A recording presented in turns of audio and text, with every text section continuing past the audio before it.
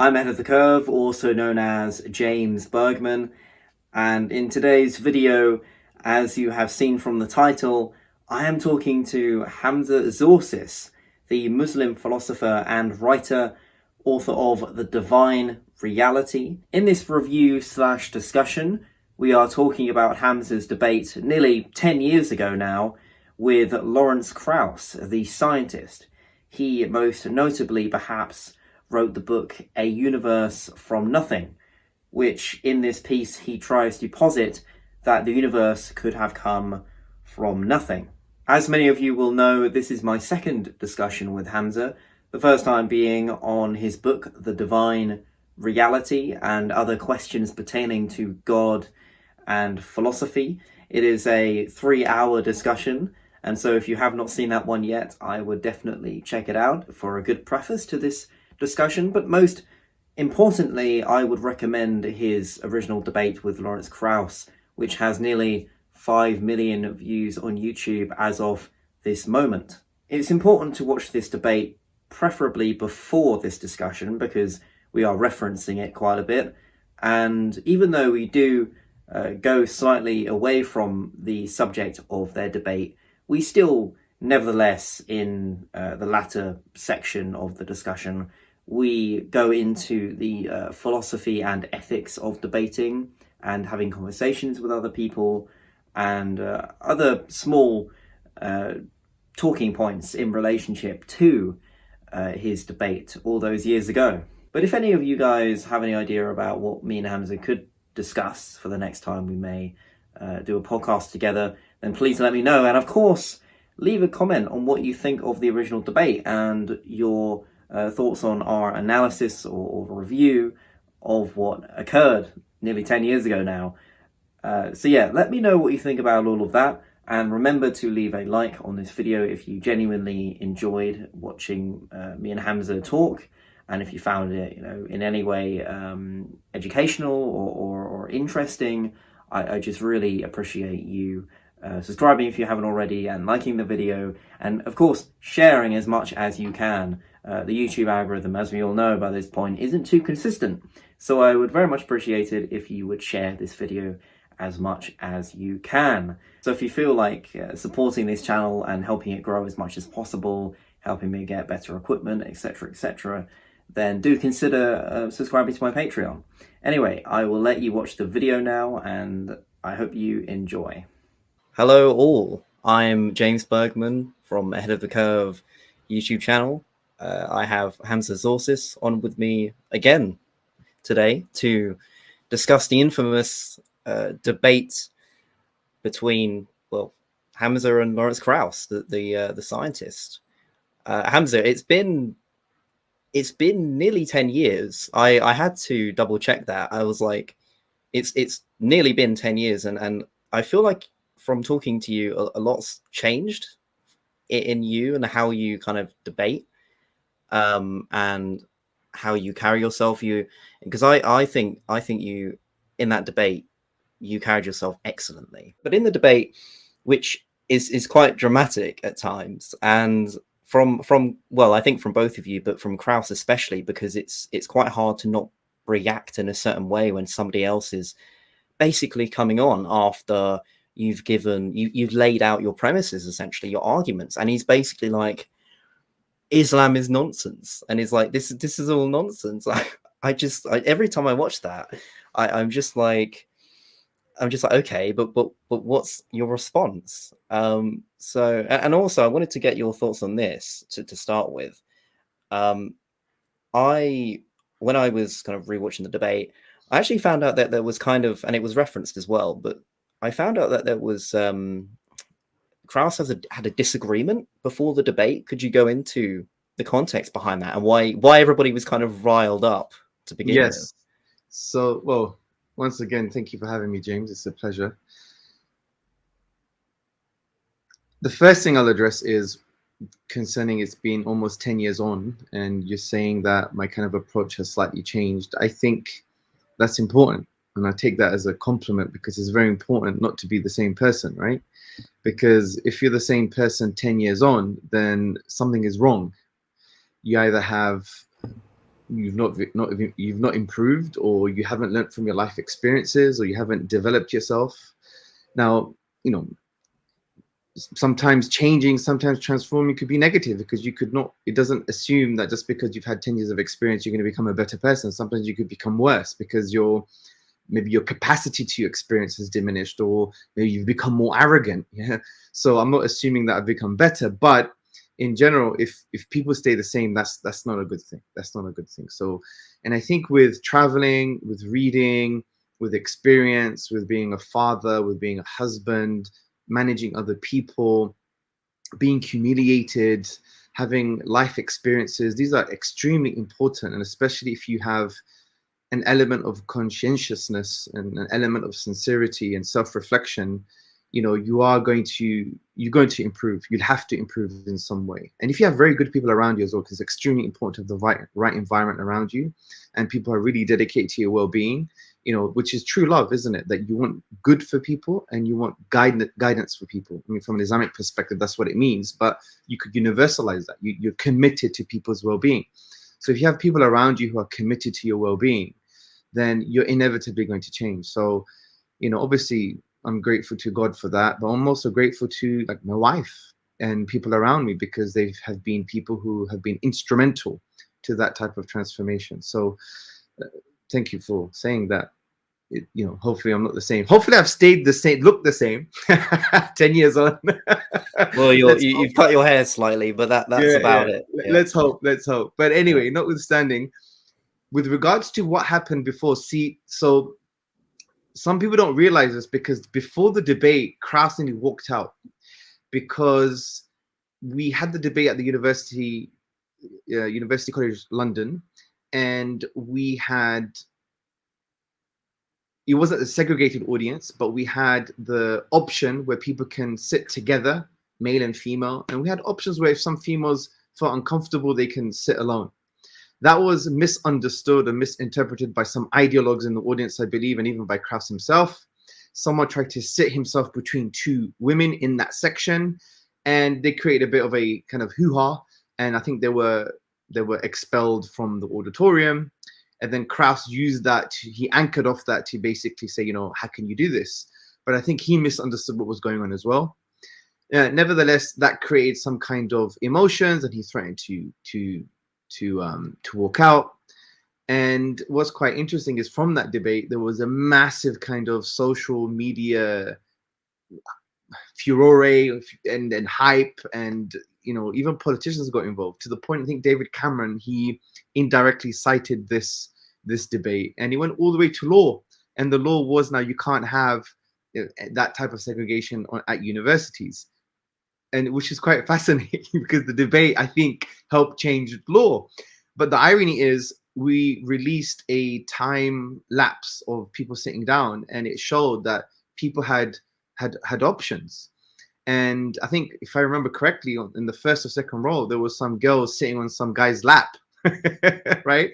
So it wasn't like an enforced thing. We wanted to make everyone to feel comfortable. But yes, I think there were some mistakes operationally that were made on the ground. Maybe some people weren't briefed properly, and whatever. And it's very hard for me to remember this stuff. It's about almost 10 years ago. But generally speaking, that was the kind of hype, right? And that didn't set the tone very well, unfortunately. So when you see maybe Krauss coming across that way, because look, we have to be just and fair, because Lawrence Krauss is not always like that. When you see his public work, he's not that kind of guy, right? Generally speaking, yeah. So it is fair to say that he was probably he was affected by that initial experience and what was happening just before the debate started. So yeah, it was an interesting interesting start to the discussion. I found it quite funny that your response, your physical response, let's say, to Krauss's nearly insults at times, to his him undermining you in nearly every way he was trying to. I love how your response was just smiling. Just the whole time you were just smiling, because it, I guess what else can you do in that sense if you are being treated that way? Because, you know, you have an audience in front of you, and for Krauss, it's just kind of embarrassing because, as you say, he has this stature, and he's a renowned thinker and scientist. But it just seems strange to me that he came into that debate, which is philosophical, pretty much by definition, considering, Islam is a kind of a denomination of, in some sense, or it requires philosophy to understand fully. Whereas science, I would like to say that, but as we have discovered, Krauss clearly didn't really study philosophy before the debate, because Or maybe he did. Let's be fair to him. Maybe he did, but it's all about strategy, you see. So 9 or 10 years ago, we had a different space with regards to the atheist movement.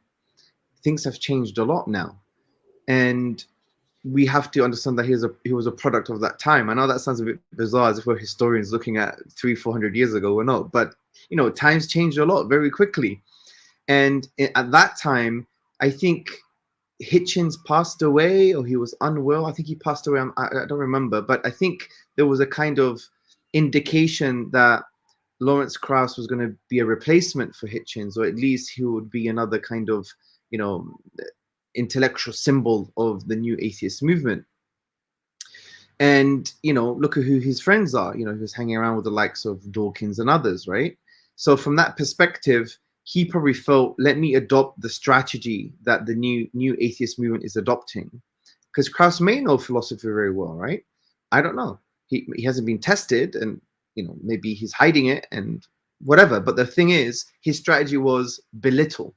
Because if you think about it, James, when you have an intellectual discussion and you give someone a platform, or you join platform, you already assume a sense of respect for your interlocutor, that they have an argument and you're going to respond to an argument.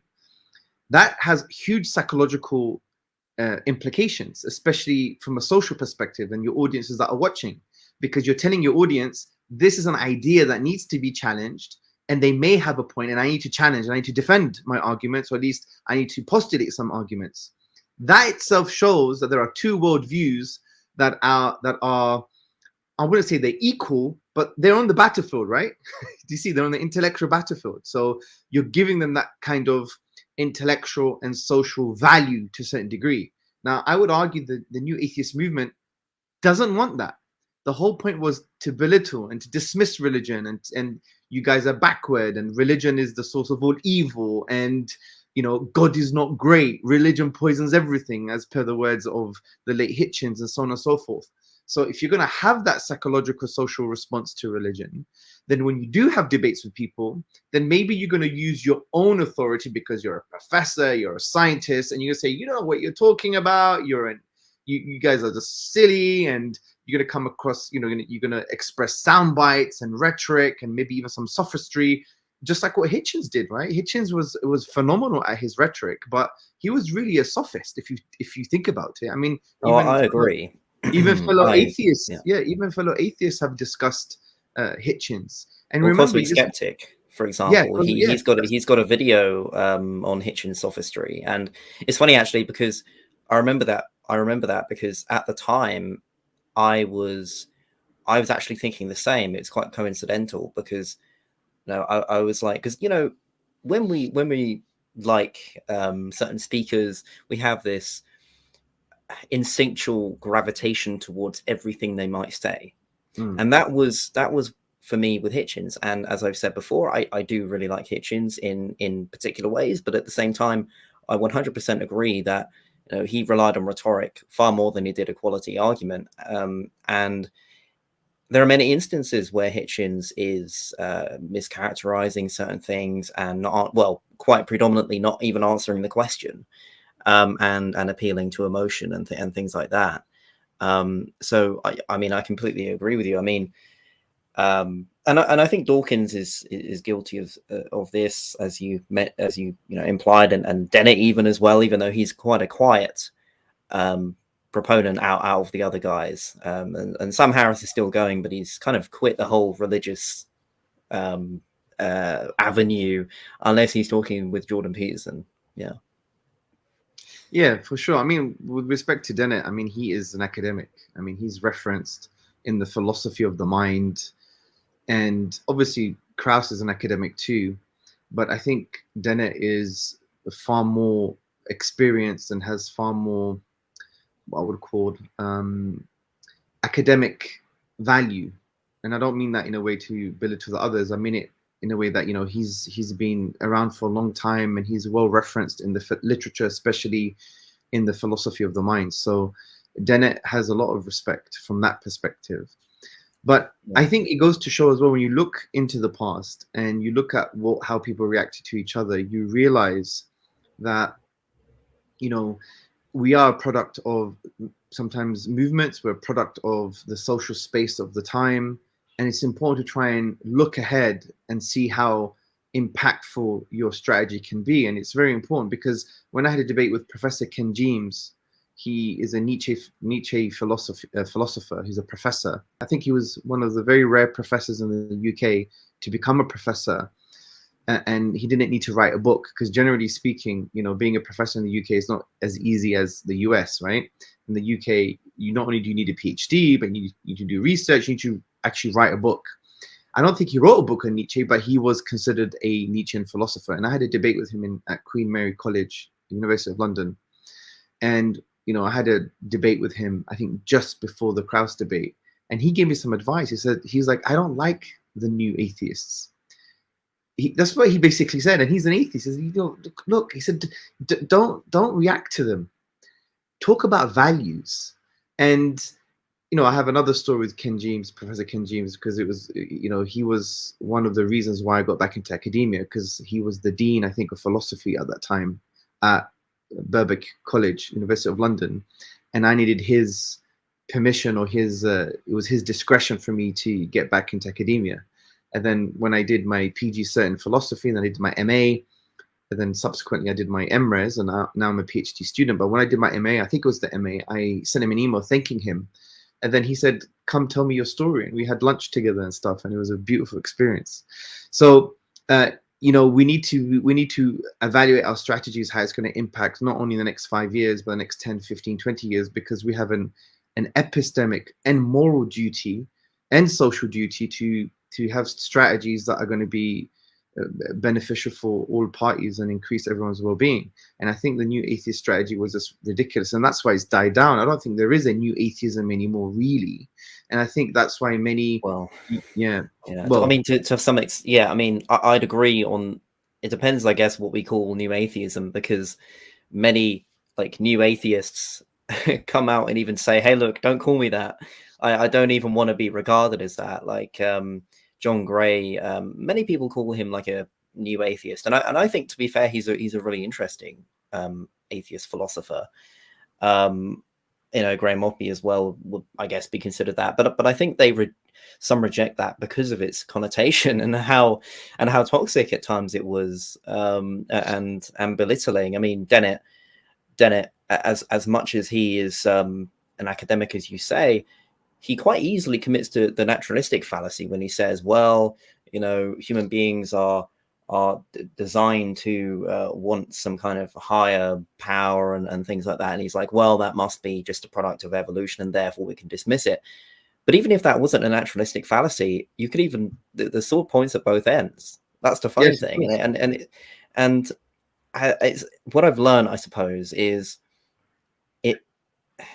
philosophy is a huge topic, and it's quite clear that Dennett is very knowledgeable in certain aspects of philosophy, such as, you know, consciousness. He's got some very respectable and admirable you know, work in that, and his for example, compatibilism. He's got, as you know, he's got many reputable ideas, but as Krauss demonstrated in the debate with you, he only knew it to an extent that, because I remember you referenced, I think to me, perhaps it was The Philosophy of Science by Peter Godfrey Smith, that book.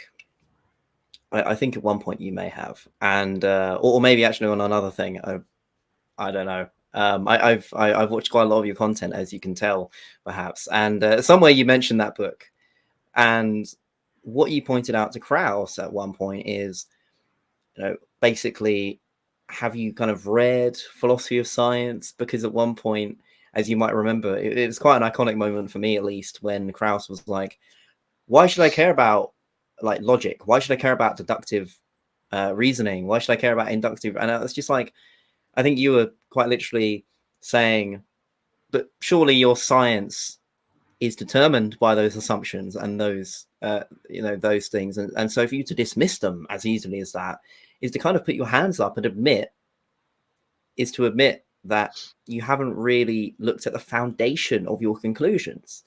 And I think that is one of the things for me that was a really good highlight that you shared in that debate. It was basically how important are axiomatic beliefs and how our views should be questioned from the ground up, because when we assume things when we're already kind of here, but actually we need to start there and then go that way, right? And if you read the philosophy of science, which I'm tying back, and the book that you mentioned, it actually becomes clear that that's how it should be done. That's how science should be done, because if you assume things, then your later conclusions are going to be poisoned by the things that you missed out.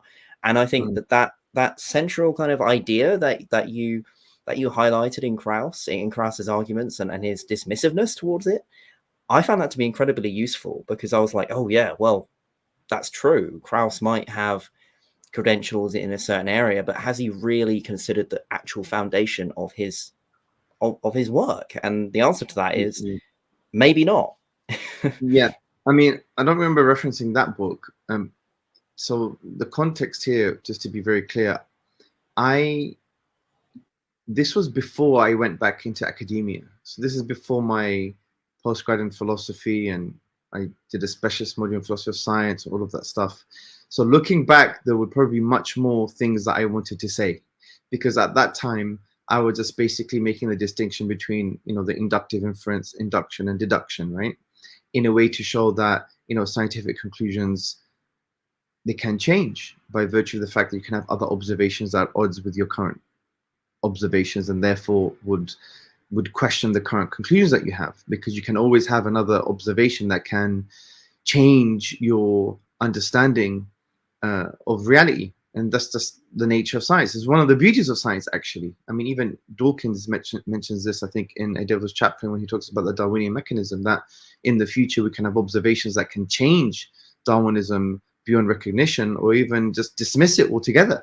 And that's Dawkins being honest. So they are aware of, it would be impossible for Professor Krauss not to be aware of induction and the problem of induction and the problem it poses for the certainty of our scientific conclusions. But when he was asked about it, when he was actually asked by the audience what deductive logic is or reasoning is, he didn't answer, and it almost felt like he didn't know. No, I think he did know. Look, it's about strategy. I think he wants to show to the audience that don't worry about this philosophical hair splitting. Science works. It's good for you. It's doing things. Yeah.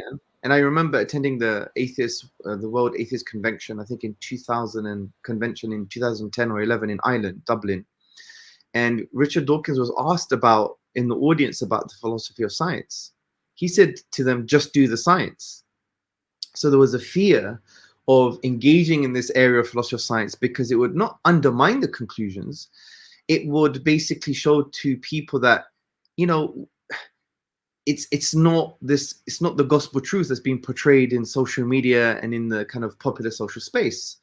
And that's why obviously you have this debate of the realists and the anti-realists and instrumentalists, and they all had a very healthy discussion, but they all agree that obviously science can change. Even the realists, right, that believe that well-confirmed theories, which have lots of observations and they have predictive power, well-confirmed theories with predictive power, they are a representation of the actual state of affairs, but they can change. So even the realists, right, they know that it's not, well-confirmed theories with predictive power, successful theories, they are not they're not infallible, right? So that's something that they probably didn't want people to engage with, because they wanted to encourage this kind of, maybe it's the wrong terms to use, but a kind of social scientism, right?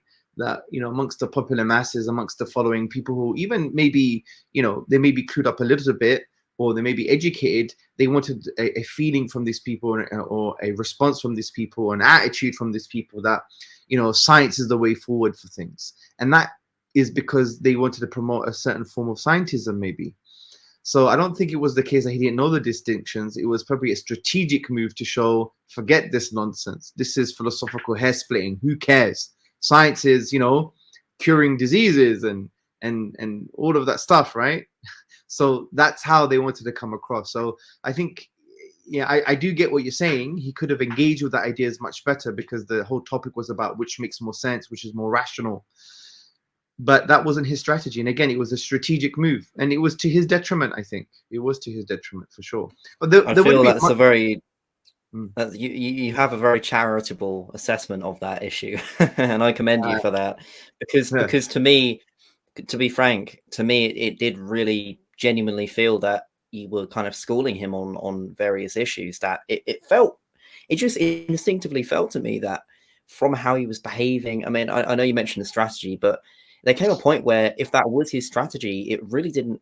He clearly was in discomfort from it, and I guess it felt a bit more than that. It felt a bit more than just a miscalculation or strategy, because at times you had to explain things to him, and it almost felt that it was new to him. I mean, for example, you talking about how do you know? I think it was Socrates existed, or something like that, and the Krauss is like, I look at the evidence, all right, and being, you know, that was him being overly simplistic. Yeah, but the point you were trying to make is that not every, yeah, exactly, like not, and you said this in various places before, that science, the idea that the scientific method can demonstrate everything, and everything ought to be, or even is, based on science, is an illusion. Because I think you've used the example of, you know, how would you demonstrate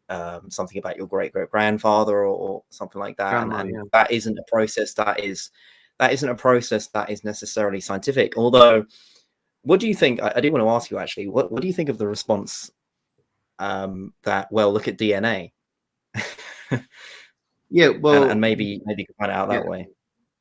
Well, look at your DNA or your great grandma's DNA. So yeah, so I mean, it's probably a nuance in the particular example, but to demonstrate, for example, who our great grandparents might be, I guess we could use DNA. But the point you were trying to make, which that's an easy interpretation of it, or the actual point you were trying to make, is simply that there are things which science can't demonstrate, right?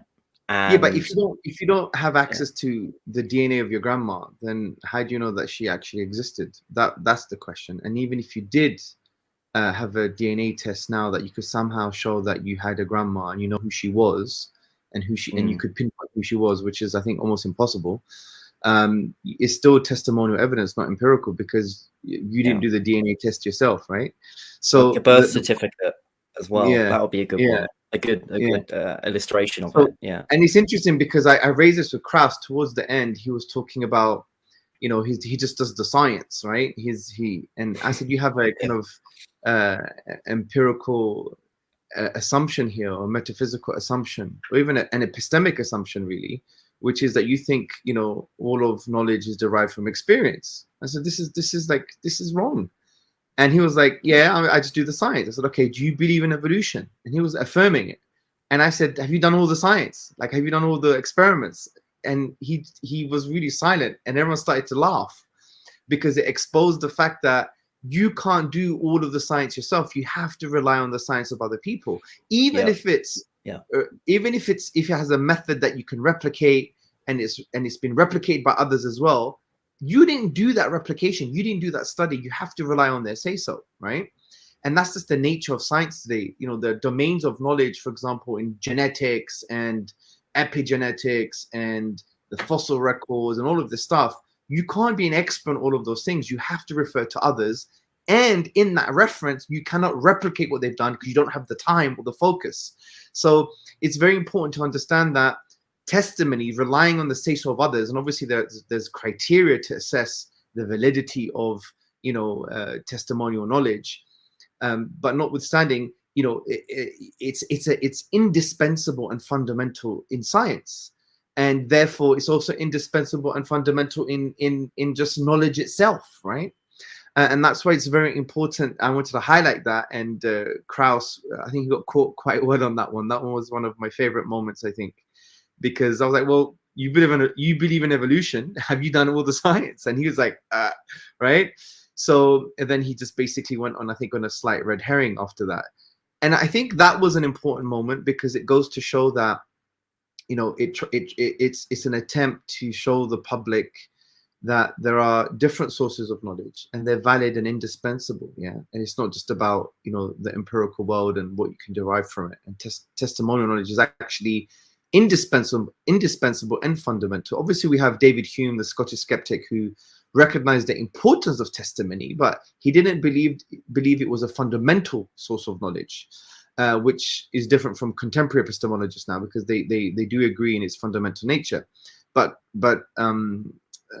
Hume was basically saying that, you know, we accept testimony, the say-so of others, as a valid form of knowledge because it agrees with our collective experiences. But then you have Professor C.A. Cody in 1991, he published a book on testimony. I think it's called A Philosophical Discussion or Study. And he responds to the Humean account of testimony. And he's basically saying, not in these words, but he says, and I'm paraphrasing, hold on a second, Hume, how do you know what our collective experiences are? You have to rely on the say-so of others, right? Because if testimony is only valid because it's in line with our collective experiences, well, how do you know what your collective experiences are? That means you have to actually accept testimony to be fundamental and foundational prior to even postulating this, right?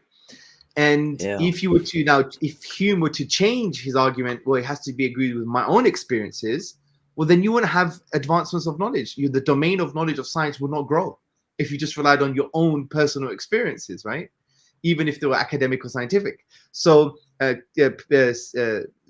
think C.J. Cody, yeah, he makes a really good point.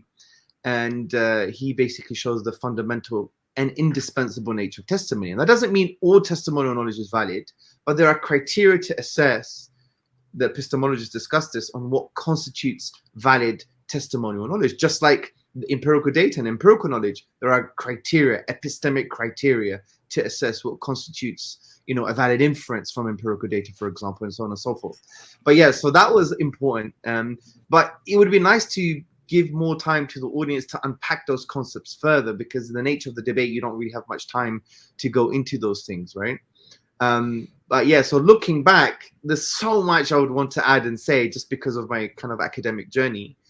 But yeah, we are where we are. But yeah, could I ask you charitable to Krauss, though. It is important to be charitable because number one, he's not here. Yeah, of course. And number two, you know, I've made many mistakes too in the past, and I want people to be charitable to me as well. So, well, yeah, for sure. I mean, you're in an easy space because you're young and you haven't made many mistakes, and you've learned from other people's mistakes, and you know, you have a sense of maturity. So you know, you have the more high ground here, not us, not me and Krauss here. Yeah, it's yet to come. So could I ask you, I guess in a nutshell, what you would change about your interactions with Krauss? Like, you know, if there was, I don't know if this is a simple thing for you to answer, but in a nutshell, looking back now and kind of off the back of what we've said, on a basic level, what kind of would you change your attitude and maybe your arguments? Would you change your arguments around now that, let's say, if you were debating him this year instead of nearly 10 years ago, what would you do differently? Yeah, I'll do quite a bit, quite a lot differently, to be honest. I would not use the argument for God's existence that I used. I would probably use the contingency argument because it's easier to defend from the point of view there's less premises that you have to justify, especially when it comes to things like the finitude of the universe and so on and so forth. So I would have used the contingency argument because for someone like Krauss, when you shouldn't give him an avenue for any empirical discussion because he's the science expert. And I was specific in my discussion that any of the astrophysical evidence I was referring to was only supportive. It wasn't part of the main argument. But that's in, when debates have rhetoric and it's, you have to have presence of mind, it's the heat of the moment. Someone who anchors off the empirical dimension, if you like, the empirical domain or the scientific domain, he would bypass my kind of nuance of making a distinction. This is just a supportive argument, and he would just use it as my weakest link, although it's not, because I've said I don't even need it as an argument, it's supportive, but he would use that just to kind of challenge me further because he has the expertise. So that was a strategic failure, I think, on my behalf, on my part. So I would use the contingency argument or the argument from dependency, which I think is a metaphysical first principle argument. And if you agree with any form of the principle of sufficient reason, which is, one would argue, could be like the basis for a lot of scientific discoveries anyway, because you have to question why are things the way that they are, right? That's a important epistemic driver for forming scientific conclusions. So to disagree with that, you're almost throwing science out of the window. But notwithstanding, its main premises are based on first principles, things that you can't really deny. Yes, there are nuances and there are objections and stuff, which we could discuss another day, but I would have used that because it transcends science. Because any science that he would have brought to the table, all science can do is bring you contingent realities by definition. Because if the audiences here understand the argument, a contingent reality is something that it didn't have to be. In other words, as in the Islamic tradition, we say mumkin al-wujud, is possibly existing. There's nothing necessary about its existence. It was possible for it to have not existed.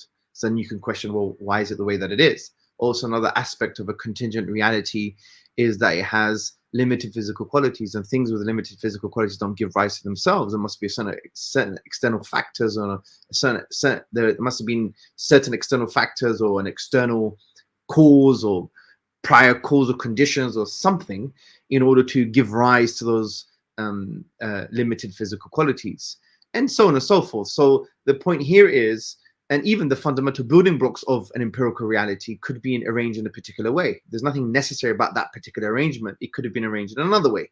And that could even be quantum realities, right? So from that perspective, it's contingent.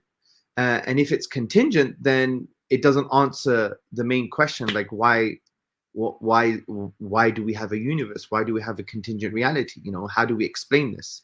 So to explain contingency with contingency, if you follow a certain form of the contingency argument, then you just have an infinite regress of contingencies or dependencies, if you like, which doesn't answer the fundamental question. So any science he were to bring to the table, it would have been totally irrelevant, because one of the premises or one of the arguments within the bigger argument of the argument from contingency would have already addressed that you can't explain contingency with contingency. Obviously, there's more to unpack, but that's what I would have used.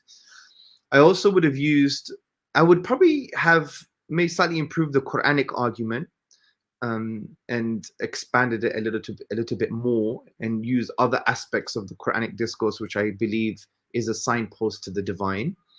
But fundamentally, I should have, and now I'm obviously it's easy to say this, I would have used something concerning or referred to the main essence of Islam, which is God is worthy of our adoration, of our obedience, of our love, he's worthy to be known, he's worthy to be obeyed, and so on and so forth. And we have to direct all acts of worship to him alone. And we mentioned this in our previous podcast, which I would have tried to show that the kind of default state of a human being is to worship something anyway. And what we mean by that is that there's something that you would recognize the most at one point in your life, or believe to be the truth at one point in your life, or something that you want to know at one point in your life, something that you love the most at any point in your life, something that you refer to or obey the most at any point in your life, something that you direct your ultimate gratitude towards something, or even praise or extensively praising something at one point in your life. Now, that thing or those things are your objects of worship. And I would have anchored off that, saying, well, whether you believe in God or not is irrelevant, because you're worshiping something by virtue of this definition. So I want to show you why God is worthy of worship, and hopefully that would have triggered something within the audience. So I wanted to be more fair, or not, maybe fair is the wrong word to use, but more Islamic, if you like, holistic, yeah? Because there's no point just, you know, regurgitating theophilosophical arguments in abstraction, and then they don't affect, you know, how you are in the world and how you should relate to yourself or to others or to God. So I would have added that in there as well. And the other thing I would have changed is my responses to some of his points and questions, and maybe expanded more on, you know, what I meant by the inductive inference and deduction, and more stuff concerning the philosophy of science. Because when I got into academia, obviously a few years after that, and I started studying the philosophy of science, there was so much I could have thrown at him. And, you know, even concerning things like assumptions, like, you know, as you know, in the philosophy of science, one of the key philosophical assumptions is that nature is uniform. Now, you need that assumption. If you don't have that assumption, you cannot have scientific progress, because we can't say, for example, the Darwinian mechanism explains all of biological change, because we have not observed all of biological change. But we can only say that because it's a well-confirmed theory with predictive power, and based upon the assumption in the philosophy of science that nature is uniform, then we can say, okay, the Darwinian mechanism explains all of biological change, until we have any other observations in the future or any other understanding that can contradict this approach. And that's why I would have presented that to him as well, to show the value of the necessity of exploring philosophical assumptions and understanding that everything that many domains of knowledge have first principles or axioms or assumptions that are necessary for that domain of knowledge to progress and grow. So I would have, you know, mentioned stuff like that. But yeah, so in general, that's what I would have done. And I would have also possibly being a little bit more strong on certain points, because there were certain various weak areas that he had, and the art of debating is finding a weakest link that's fundamental to his argument and just really just making sure it breaks, yeah? Or if there's a little hole in the argument, just making it huge. And the way to do that is to repeat, repeat, and repeat. Not repeat in a way that, you know, makes you not willing to engage and have a discussion and progress with the debate, but repeat in a way that you want to show to him or show your interlocutor that this is a major problem in your argument, and if you don't solve it, your argument fails. And if you can do that and you repeat in that way, then it really embarrasses them intellectually. Yeah, now, I've done that before with other debates. You find out one of the weakest links or the kind of intellectual holes in the argument that breaks down the whole argument if they can't really address it. And you keep on repeating and getting them to answer the question or getting them to understand the weakness of the argument. I should have done that in a more assertive way, but obviously with good manners. And there was a point in the debate that I wasn't that nice. I changed, I think, after 20 or 30 minutes in the debate, and I became more humble because, you know, I realized, you know, he is an academic, and, you know, me being nice would have shown him up anyway, because he was being really not that great, right? So it exposed him and exposed his approach. And, you know, what's really funny? People became Muslim from this debate. They've cited this.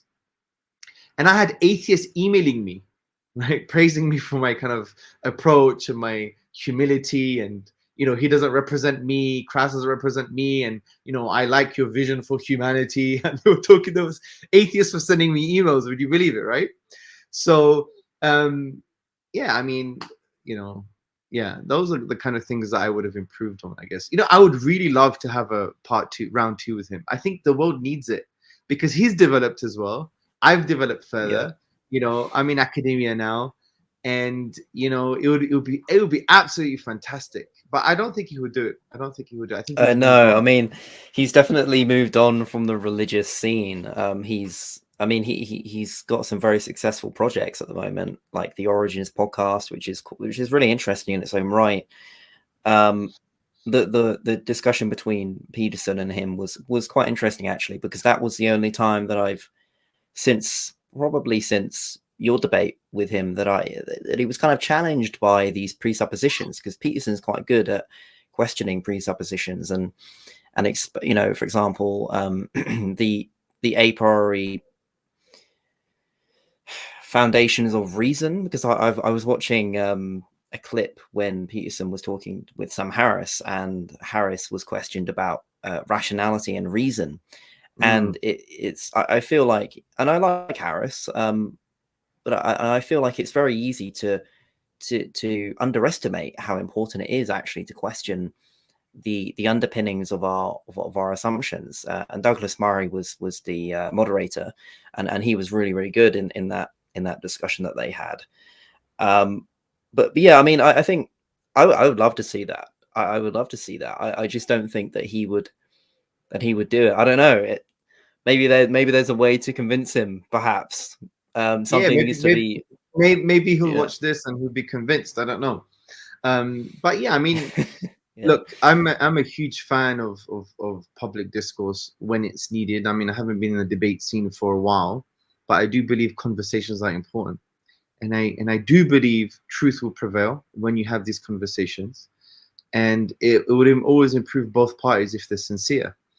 And I learned a lot from the Krauss debate, even to the degree where after that I made an announcement that would change my style. So when I had a discussion with Professor Peter Simons from Trinity Dublin, which is like the Oxford of Dublin, we had a discussion on consciousness.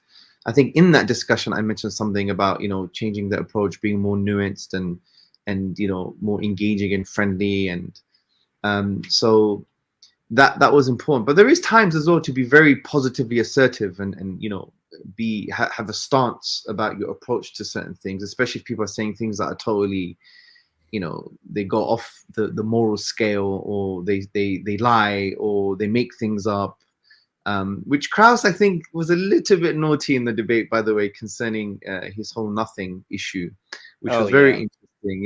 I mean, I'm not saying he lied in the debate, but I think he was being flexible with the truth, because when I was referring to his book, and then he said, no, nothing is what, zilch, nada, whatever. And I was like, well, no, I remember that. The case. It's not the case in your public lectures. It's not the case in your science. It's not the case in the book itself. It's a form.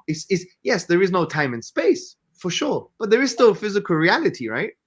And that for me was, it's hard to debate someone who's willing to kind of cover up the truth, because then you can make anything up, right?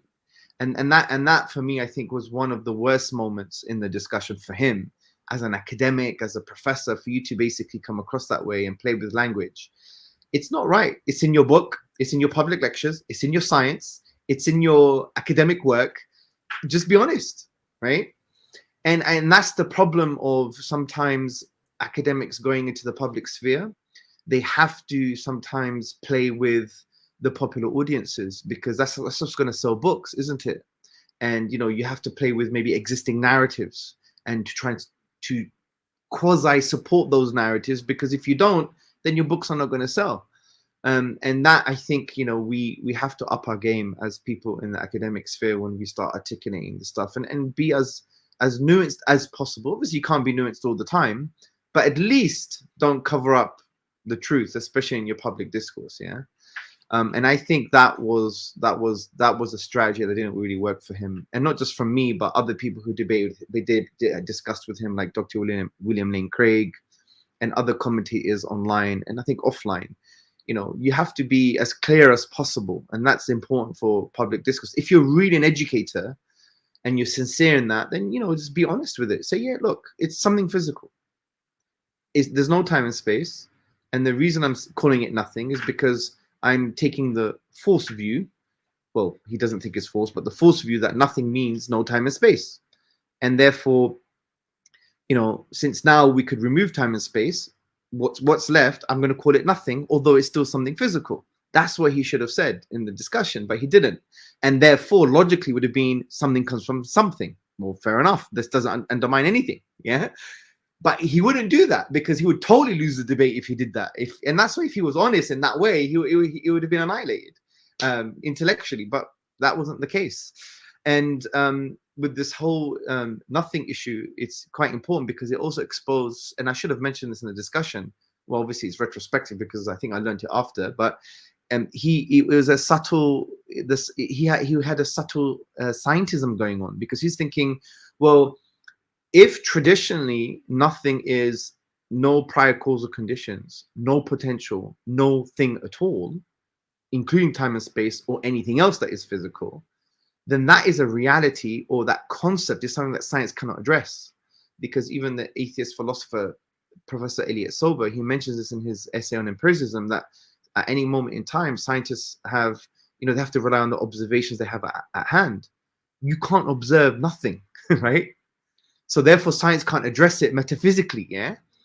And that's why I think he was kind of forced to go down that direction, thinking about science answers everything. So I'm going to change the definition of nothing, or I'm going to play with language.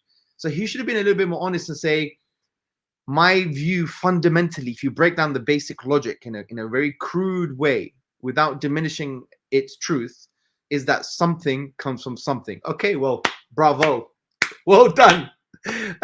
If he said that, we wouldn't really need a debate for most, we would have solved a lot of problems. But that's the problem. I think you're not clear. Do you see my point here, James? Yeah. Well, trying to be as concise and genuine as possible, I suppose. And it seems strange to me as well, because a lot of the audience members presumably read his book, and funnily enough, when it was a Q&A, one audience member did actually point out that that I can't remember what exactly the quote was, or the page, but Krauss ended up admitting, well, science is subject to change, and this is an example where I was maybe wrong. And you mentioned how, like, I don't know what you use, like maybe honorable, the word honorable, that's very honorable of you, which it was. But when he's backed into a corner, you see what I mean? It's kind of what you were saying before. When you're backed into a corner in that situation, what other answer can you give that, well, I guess I was wrong? Because it only took until that moment where he genuinely said that. And I found that to be very interesting, personally. And that's the problem when you defend a movement, you don't defend an idea. And that's where he failed, I think. And I've done that in the past, I think, with certain views. You need to defend what you think is true. And that's extremely significant. Allow it to speak for itself. But if you're defending a kind of, I don't know, a movement, or an incoherent ideology, or a social response to something because you just don't like religion, right? If it's emotional in that way, then your arguments are going to be contradictory. You're going to end up having to maybe not be clear with your perspective. You just have to be very sharp and very focused and say, look, this is about, I want to engage with other human beings, and I want to basically facilitate discussion about the reality of the world and the truth of the world. And if you are sincere, and this is part of the Islamic discourse, one of the famous scholars, Imam Shafi'i, he was one of the scholars of jurisprudence. He was one of the founders of one of the 4 main schools of jurisprudence. He mentioned something along the lines of, being sincere and true concerning having debates and discourse, that you would wish the truth to come out from your opponent's mouth, right? That's a big thing, man. That's a big thing, that you relate to the person in such a way and with such sincerity that and that you want to be sincere in the discussion, that the truth comes from the person's mouth, that you want to learn something from them, or at least you want them to acknowledge the truth as well, and maybe that you would learn the truth from them as well.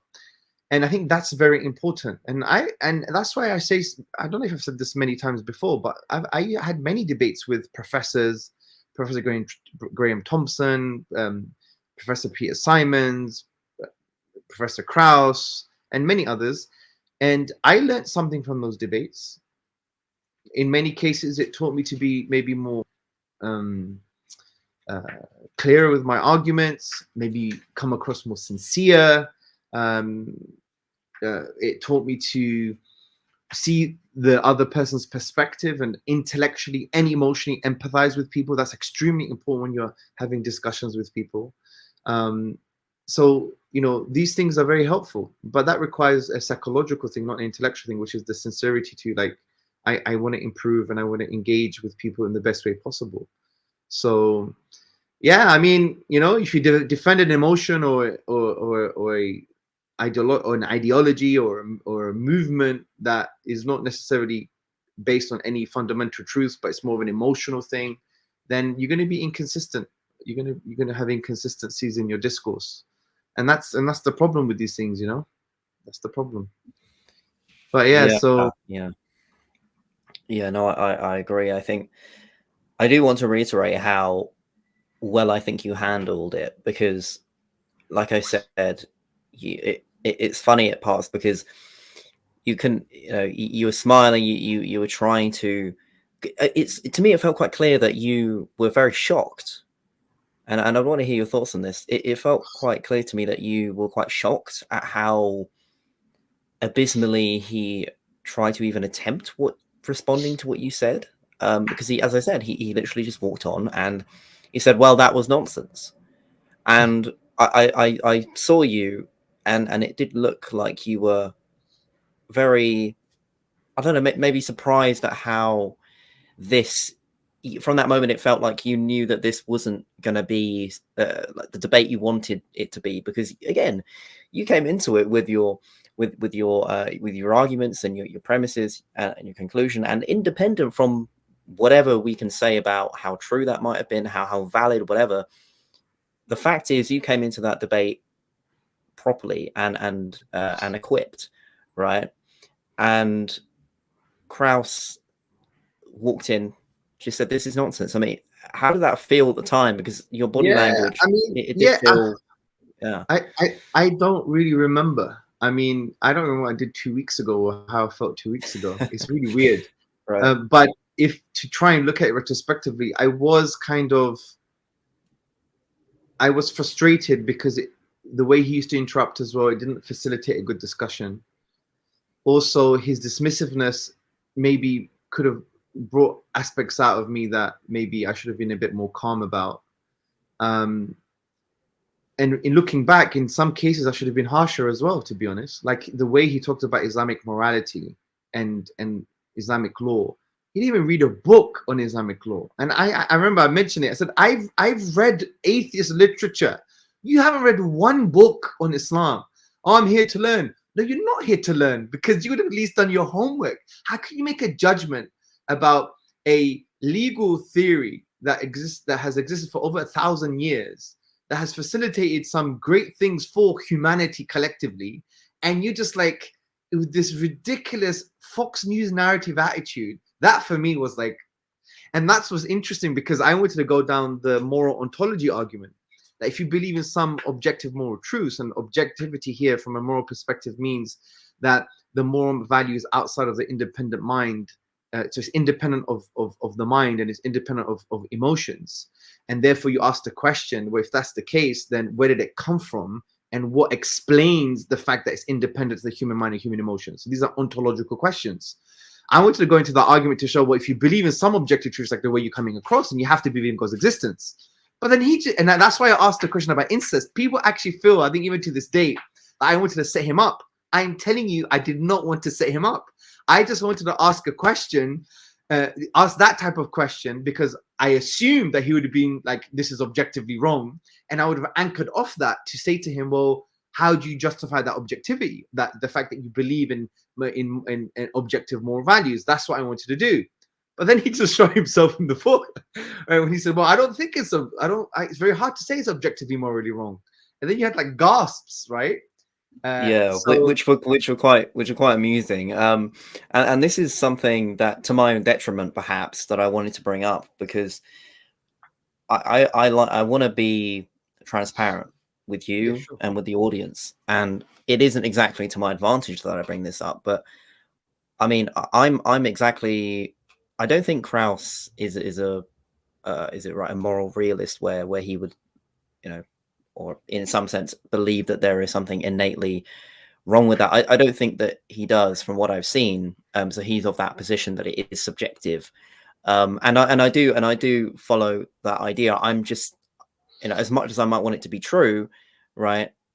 I'm not convinced by that. And the question, yeah, sure, you could suggest that it was a loaded question, and maybe it was. Maybe we can both agree and say maybe you could say that, but at the end of the day, isn't that the point of the question? It's to show that the presumption behind his moral his moral arguments against Islam, for example, like not agreeing with, I don't know, the laws, as you were kind of implying, to even talk about that, you have to have some kind of foundation for your morals to then critique Yeah. a moral system, right?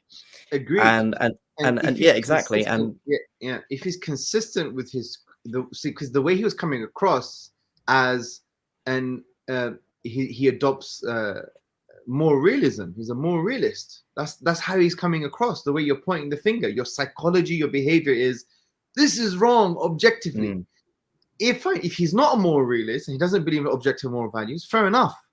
But therefore he has a particular understanding of how he formulates ethical rules.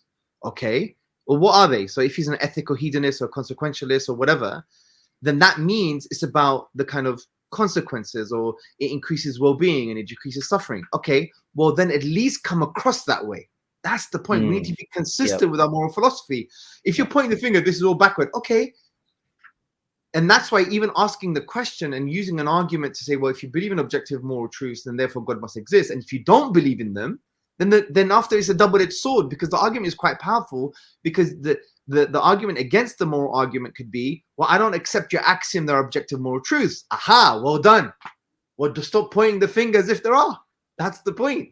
And that's why that's the inconsistency of the new atheist movement at that time, the inconsistency of Krauss. You're pointing the finger in such a moral realist objective way, but in reality this is all about you have your own maybe kind of normative ethical theory here, or you don't believe the moral ontology, you don't believe in the objective moral values, so therefore say he's not a moral realist. So the way he formulates ethical rules, which is an epistemic question now, would be based upon outweighing the suffering and the harm, or the well-being and the suffering, or whatever. Which there are some established. For example, I would consider myself at the very moment. I try and use. So basically, my approach is looking at what's worked in history and the consequences of it, and using utilitarianism and, of course, consequentialism from that first thing. So basically, I personally would, if I was Krauss there, I'd say, well, I think looking into history, we can kind of tell what's worked and what hasn't for people, and politically, economically, socially. And hey, look, John Stuart Mill, and slight consequentialism and things like that. But that isn't what he did, right? He was pointing the finger. He was doing a Hitchens-esque rhetorical play, which, hey, look, it's nice, it's really fun. His performance and yours, of course, at the time, it's really fun. But the question is, okay, but what's the point behind what you're saying? And what Krauss was saying in that situation was it was missing its actual foundation there, because why couldn't he have just said, hey, look, consequentialism, utilitarianism, what do we think about that? How maybe he's going to argue for that, but he didn't. And because he was a bit of an ideologue, I guess, on that issue. And even when it comes to like women, the clothing in the Islamic tradition, and how women must dress and how men must dress, I don't think he would have had even an argument to show why he think that's morally wrong. I mean, what could he come up with? Then because the reason he probably didn't want to do that, obviously it's easy to say in retrospect, but it would be because it would end up being a rational discussion on the consequences of particular clothing. And then that would have diminished his kind of whole moral outlook, the way he was presenting himself in the debate, that this is wrong, this is barbaric, this is backward, this is irrational. Fine, if you think it's irrational, but at least explain why you think it's irrational. Yeah, exactly. But yeah, I mean, so from that point of view, that's again another problem. So look, it would be great to have another discussion with him or someone like him, but in a way that we're both sincere to the discussion and we really just have a really good conversation about unpacking certain ideas, because a lot of potential was missed. That's the problem here as well. And that gets me a little bit in life in general, when someone has potential and they're not using it fully, I can't even rationalize it. It's just intuitively upsetting. I do that with myself, right? Like, when you go into the gym, you just want to try your best, max it out. Even if you're tired, do your best in your context. At least, you're expressing the gifts that God has given you, right? It's for me, it's a form of gratitude. Just try it. Fine, you'll fail. Who cares? But do it. Try and be the best version you can be in your particular context. Even if you have, even if you're tired, or even if you have bad genetics, or even if you have a bad social upbringing, fine, that's part of your context. Try your best in that context. And for me, when people don't do that, it's a bit frustrating. And obviously I don't try and judge other people, it's more for myself. But nevertheless, for this discussion, there's so much more that could have been done on so many different issues concerning the philosophy of science, concerning ethics, concerning religion, concerning concept of worship, concept of God. But yeah, I mean, it is what it is, and we learn, isn't it? So hopefully maybe a future debate will come up, and it will be another positive one in terms of the hits that's had online, because this is nearly 5 million views. I think the most watched discussion between an atheist and a Muslim on the topic of Islam or atheism. And yeah, there should be more in the future. But I think people now have moved away from those type of debates, and I think the likes of yourself and others are actually, a very positive sign, because now about having a conversation. And even if it is a debate, then at least it would be a conversational debate, if that makes sense. That you're trying to get the best out of each other in order to unpack certain ideas, in order for the truth to prevail. And I think that's why. And that's why I always skip to the cross-examination period in formal debates, because that's where the meat is. I think, for example, William Lane Craig. And Christopher Hitchens, and I think there was one with Lawrence Krauss and William Lane Craig. I remember enjoying that one. It was, yeah. I think he mentioned me in that debate. Yeah, he called me. What did he call me? He called me the Greek William Lane Craig or something. That was really funny. I mean, that is William Lane Craig is I respect him very highly. Yeah, he's a gentleman. That's one good thing about Dr. Craig. He does come across as a gentleman, and he's mentioned that publicly. That's how he wanted to come across. So he does come across as a gentleman, which, I take my hat off to him with regards to that. Obviously, his kind of theological and his arguments against Islam I think are weak in general, but yeah, I say that with humility, because he's been a huge inspiration to many Muslims, in particular myself, in terms of arguing for God's existence. Notwithstanding, he did take a lot of it from the Islamic tradition itself. Like Al-Ghazali, he references him a lot for his Kalam cosmological argument. But generally speaking, yeah, I mean, he's a gentleman. And that's how we should all be, really. It's because coming across overly emotional in the wrong way at the wrong time actually is a sign of weakness. Because you're using your power, using your abilities in the wrong way. That means there's something wrong. You can't assess the reality properly, and you don't have a strong intellectual position, maybe. So I think there's times for being assertive and positively assertive, and having an unwavering stance, and even maybe turning people off if needed, but you do it in the right way. And that's the art of wisdom. Wisdom is not just abstract knowing. And interestingly, the Quran mentions this, that we gave him wise judgment and knowledge, and this is how we reward the doers of good. So there is a distinction between wise judgment and knowledge. And knowledge generally, wisdom generally speaking, is saying the right thing in the right way at the right time. And when you don't do that, that sometimes is obviously a lack of wisdom, but it can also uncover a kind of psychological state that you're in. And you just want to impose, or you just want to prove people right, to the degree of giving up what's right, to the degree of rejecting what is right. Yeah. And that's it's emotional intelligence. It's emotional intelligence as well. Because when I was working in the drug and alcohol, substance abuse sort of charity therapy place, when in between my university degree, there was a really good sign on the wall amongst many, but it was like, and this is an example of emotional intelligence, and I think it kind of ties to what you were saying. It's kind of like, do I need to say this? Do I need to say this now? Do I need to say this to this person? Right. And especially since me doing that job, I've thought, similar to what you were kind of saying there's a time and a place for different emotions, for being intellectual and things like that. Because I don't know if you feel this way about, because we both like philosophy, right? We both like reading about philosophy quite a lot, and it's sometimes hard to switch off from the philosophical mode, and not shout fallacies to somebody when you're in a casual discussion. You know, and That's a good and point, how actually. and Go ahead. how have you? I did want to. I was curious actually. How have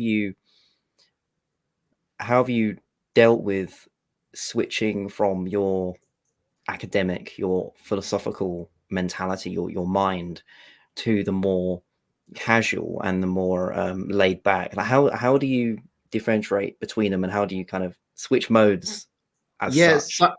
you have to look at the end goal. You can't just look at the moment. So, and sometimes even just because one reads philosophy or engages in this type of academic work, it doesn't necessarily mean that they're gonna be free from any logical errors. Yeah, of course not. Mm, You're gonna commit logical errors, and sometimes you don't even realize it. Yeah, because we're human beings. We're emotional by nature. So when you have self-awareness, then you're less likely to always trying to point the finger, because you're thinking, even me with my qualifications, I'm still fallacious sometimes, right? I still have fallacies in my reasoning. So that self-awareness is important, because you're less likely to like say, hey, hold on a second. And when you're having a discussion with someone, even if it's informal and it's organic and it's just friendly, you have to also look at the goal of the relationship, the goal that you want to achieve with that person. Because if you're always every 5 minutes pointing out a logical fallacy, then for God's sake, you're not going to have a relationship with that person, and you're not going to take them on the journey that you want to take them. And you may want to take them on an intellectual journey for them to be convinced or appreciate something, but don't be arrogant to the degree that they're not benefiting you either, because they may be taking you a journey from a moral perspective or from a way of being on how to be a proper human being. Because sometimes, when you have discussions with friends or relatives, you want them to accept something, yeah. But you need to realize, fine, you could do that and appreciate that goal, but don't think that they're not doing anything. They're not giving you any benefit either. They are, because maybe they're teaching you how to relate to people properly, which is a huge skill to have. So when you have that goal of trying to get them to a certain journey, know that there's going to be obstacles to that goal. And if you're pointing out, fallacies in their reasoning, then you're not going to achieve that goal. And sometimes you just have to stay silent. And sometimes you may have to supplant a seed sincerely in another conversation in order for them to realize, or get to see it in a different way and say, oh, that's interesting. I get how you form that conclusion. This reminds me of blah, blah, blah, blah. Mention something about yourself. But what about this? What about if you see it this way? Isn't it the case that sometimes when this happens, it's not always the case that happens? Remember this example? Oh, yeah, that's interesting. So it depends how you frame it. So the art of emotional language is not only saying what's right and good, but also framing it and articulating and expressing it in a particular way that gets the best out of them. And that's so important, because sometimes if you're going to have a relationship with people, and what I mean by relationship is any type of relationship, formal, informal, friends, family, whatever, if you are dedicated to that relationship, then that means you're committed to the well-being. If you're committed to the well-being, that you want goodness for them. If you want goodness for them, then the way you relate to them should be such that you want to get the optimal version of that person. I'll give you an example. So if someone's really angry and they come to me, and I have like a outreach booth at university, and some guys, I don't know, he just doesn't like Muslims, right? And he's like a bit aggressive. If I'm genuine and I'm sincere and I truly want to engage with that person in a way that would create the optimal version of that person, then the way I speak and what I intend and how I relate physically should be that I am relating to the optimal version of him.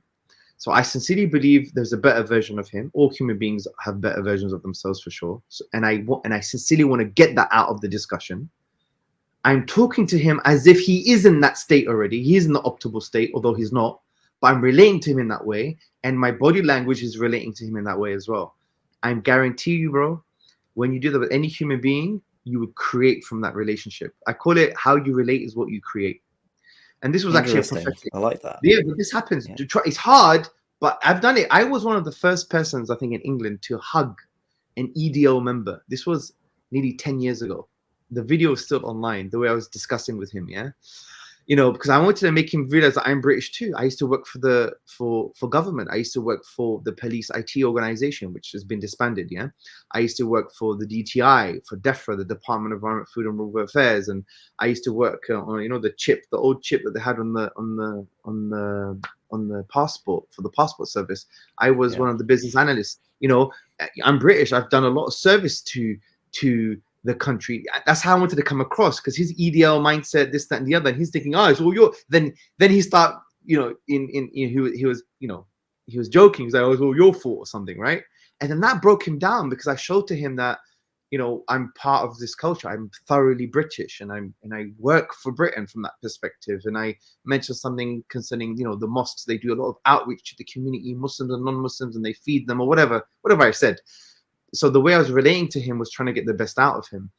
And, you know, I think this is the prophetic character. The Prophet Muhammad, upon whom be peace, you know, someone became nominally Muslim and was circumambulating the Kaaba in Mecca, and he wanted to kill the Prophet, upon whom be peace. And the Prophet asked him something along the lines of, what are you uttering to yourself? And the Prophet knew that he was going to kill him. And that's what's implied in the narrative. And then the Prophet put his hand on his heart, on the person's heart, and said, just ask God to forgive you. So the way he related to him, and the way he physically related to him in that context, was in a way that got the most optimal version of him. And the person said, after that moment, no one was more beloved to me than the Prophet Muhammad, upon whom be peace. So there are many examples in his prophetic life. So you relate to people in the most optimal way. So you sincerely believe there is, and that's the Islamic paradigm anyway. You see all human beings of having this pure innate disposition. So we're fundamentally pure, rather than the kind of Christian narrative that we're fundamentally inherent. We have inherent sin. Yes, we have an ability to sin, but we're fundamentally pure. And then, therefore, you sincerely believe you could try and get that person can engage with that fundamental purity, that normative, original, innate disposition. And the way you intend that sincerely, and you intend to get the optimal version of them, and the way you speak and the way you react in your body and your relation, your physicality is such that you are actually engaging with the optimal person of that, the optimal version of that person. And I'm telling you, maybe 9 out of 10 times you're going to get the best out of that person, even if they're willing to kill you. And that's hard, though. Not many people do that, because we're very reactionary, because we have defense mechanisms, because we have our own egos as well. But if we learn to do that, I'm telling you, everything changes. Everything changes, right? Like, and you have it in relationships with a spouse, or with a partner, or with your siblings. But you realize, look, you know, there's maybe an infinite number of reasons why they're in that negative state and they're relating to you in that way. You can't unpack all of them, but there's reasons. What you do know, that there is an optimal version of that person. If I relate in a particular way, I can create from that, and it happens. It happens a lot. I think negotiators use this a lot, right? Because the art of negotiation is actually empathy as well. Yeah. So, you know, you could really, and that's what needs to happen. I don't know how we got to this, by the way. why am I talking about this? Well, it's very relevant, because it stems from the idea that entering a debate or a conversation, if you don't enter it with these, well, it would help with this foreknowledge, you know, so you're not poisoning the waters without even knowing it. And it stemmed from your point that, well, as long as you try and enter something like that, debate or a discussion, with those genuine intentions, then what comes out of that, provided you're genuinely trying, can't be any other way, in a sense, because you know yourself that you are doing what you can. You're trying to meet that potential person, as you were saying, that you're potentially best person. It's an active pursuit. Yes. Yeah. And I think it's very relevant indeed. Yeah. Yeah. And I think the good thing about the debate in general, from a kind of Muslim perspective, is, you know, you had someone that I didn't have any kind of, you know, I didn't have a postgrad at that time. I didn't have the type of academic qualification that one would expect. And yet I was there given a platform, or we gave him the platform, actually. And I'm engaging with his ideas in a way that is kind of robust. And and that's why for me it was a success. It was a success because at that time, neo-atheism was strong. You know, these kind of narratives against religion and Islam were permeating the social media space. And, you know, there's this element of like religious people don't have arguments and so on and so forth. And the minute that we had this discussion in this way, even if half my arguments were incoherent, even if irrespective of that, say half of my arguments are incoherent, the point is that the very fact that we were there, we're able to provide some responses and provide an argument, showed that that's it, it's a level playing field. You can't now point the finger that we're backward or irrational and so on and so forth. And from a social perspective, we won.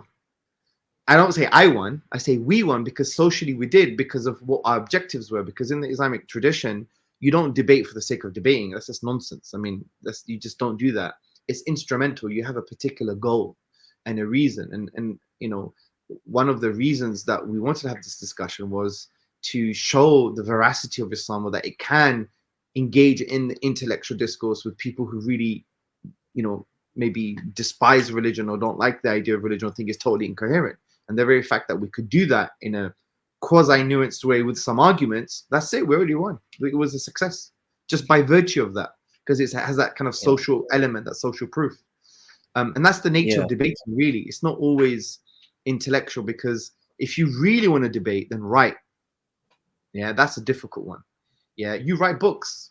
He writes a volume, you write a volume, you just respond. But that takes a long time. It takes a lot of effort. But it means you're not going to be flippant as well. Yes, yeah, of course. It doesn't require too much rhetoric or presence of mind. You're just focusing on the arguments. And when you're writing, you start to think. It develops your thinking, and you start to appreciate where they're coming from, and maybe unpack some of the nuances. And even in the Islamic tradition, there was this idea of writing. Yeah, someone writes something, someone responds to them, and then the truth prevails, right? And maybe they both learn from each other some way. Maybe they won't, give up their ideas, but at least they would have refined their ideas, right? And it's quite funny when we look at it, more historical documents, and especially, well, I know most specifically church fathers and philosophers at the time and things like that. They would have correspondences that basically it's like. Because some you can even read, I guess, and because I've seen a few a while ago, and I kind of like it. It was basically them just sending a letter saying, "Hey, look, I've basically read your book. I don't agree with it. Here's my reasons. Here you go." And I love that, because I think the good thing with writing as well is that, like I mentioned, it forces you to be specific in a sense, and it forces you to tunnel your thoughts in such a way that Twitter doesn't encourage you to. Yes. And I mean, personally, I really like writing. I like the challenge of it. I like trying to refine it, and I know that you do a lot of writing. You do you do articles and things like that, and online, and I do agree that writing I don't know. Do you think the writing form will die in that sense? Do you think we'll move past it? Because I don't think it will to an extent. Yeah, no, I don't think it will. It shouldn't, because I think writing is far more powerful. I try to now speak the way I write. That's hard. Right? That's hard for me.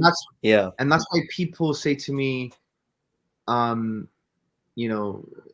too nuanced, or you're going on too much. But I want to unpack all of those things, because if I were to write, that's what I would put down on a piece of paper, because I would want people to understand, okay, here's the assumption, here's the context, here's the nuance, and so on and so forth. Obviously, you can't do it all the time, but if you could do that in a way that people could still listen to you, then that is an art in itself, yeah? Although traditionally, the art of eloquence and rhetoric is to be actually quite concise. But then one would argue your writing should be concise too, as concise as possible, yeah? Because sometimes, you can't say everything in just one paragraph. But yeah, so, if I want to engage with someone, I'll speak to them, but then I'll get them to read something I've written or read something someone else has written in order for them to continue their intellectual and spiritual journey. Because writing is the thing. It's something that needs to be revived, in fact. But don't forget, it's almost talking cross purposes here, because the whole point of a debate is not necessarily just about an intellectual endeavor. It's also about the kind of who wins with the rhetoric and the eloquence and how they came across, and the social impact of that debate. What does it tell the audience about your arguments or your position or your group or your worldview? So it has other elements to it. But I would suggest that when people do engage debates, then they should refer to a book as well. Like I've mentioned his arguments, but here's a volume I've written. Please read that for more information. So you continue that intellectual discussion. But I find writing really good. I used to be a better speaker than I was a writer. Now I think I'm a better writer than I'm a speaker. Yeah, which I think is hopefully a sign of maturity. Yeah.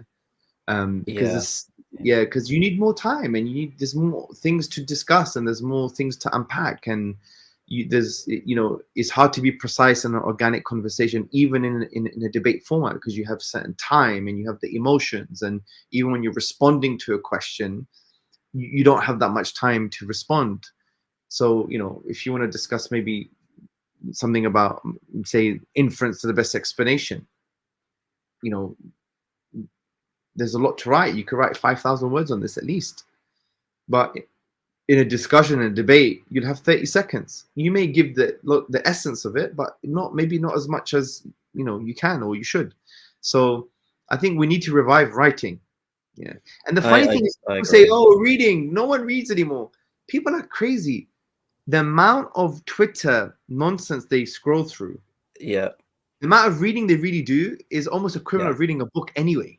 Yeah, I totally agree. Yeah. Yeah, they just have to frame it in the right way. You're already reading all the time. So, I think we need to revive that for sure. Because I think, I completely agree. Writing is so important because it forces you to be nuanced in some aspect and specific.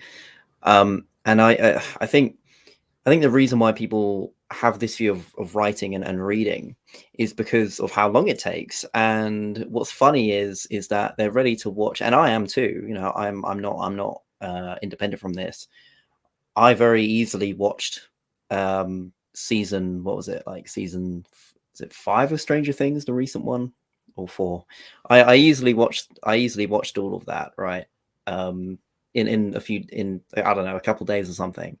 And it's funny how we are like, we're okay with watching like a 10-hour show, right? And the interesting psychological context behind that is that it's quite, so firstly, watching something, as we know, it requires less attention. You can't run and read a physical book. You can't run and do that. And so, reading requires your attention, more attention than most other things that you do by definition, right? So in that regard, I don't blame people for having a view of reading and writing for that matter. But the key, what I found, is the mentality, right? Because a show, you don't necessarily have to have a mentality when you watch a show, because it's like, oh, an hour, okay, yeah, sure, I can put an hour aside, that's easy. But when it comes to reading, for me it seems that it's harder to navigate. Okay, but when do I put that hour in, and how do I stick to that hour? Because when you're reading, it's easy for your mind to go off subject, and I'd say it's even more taxing upon the content in reading than it is necessarily in watching a TV show, because the TV show kind of assumes you do that, right?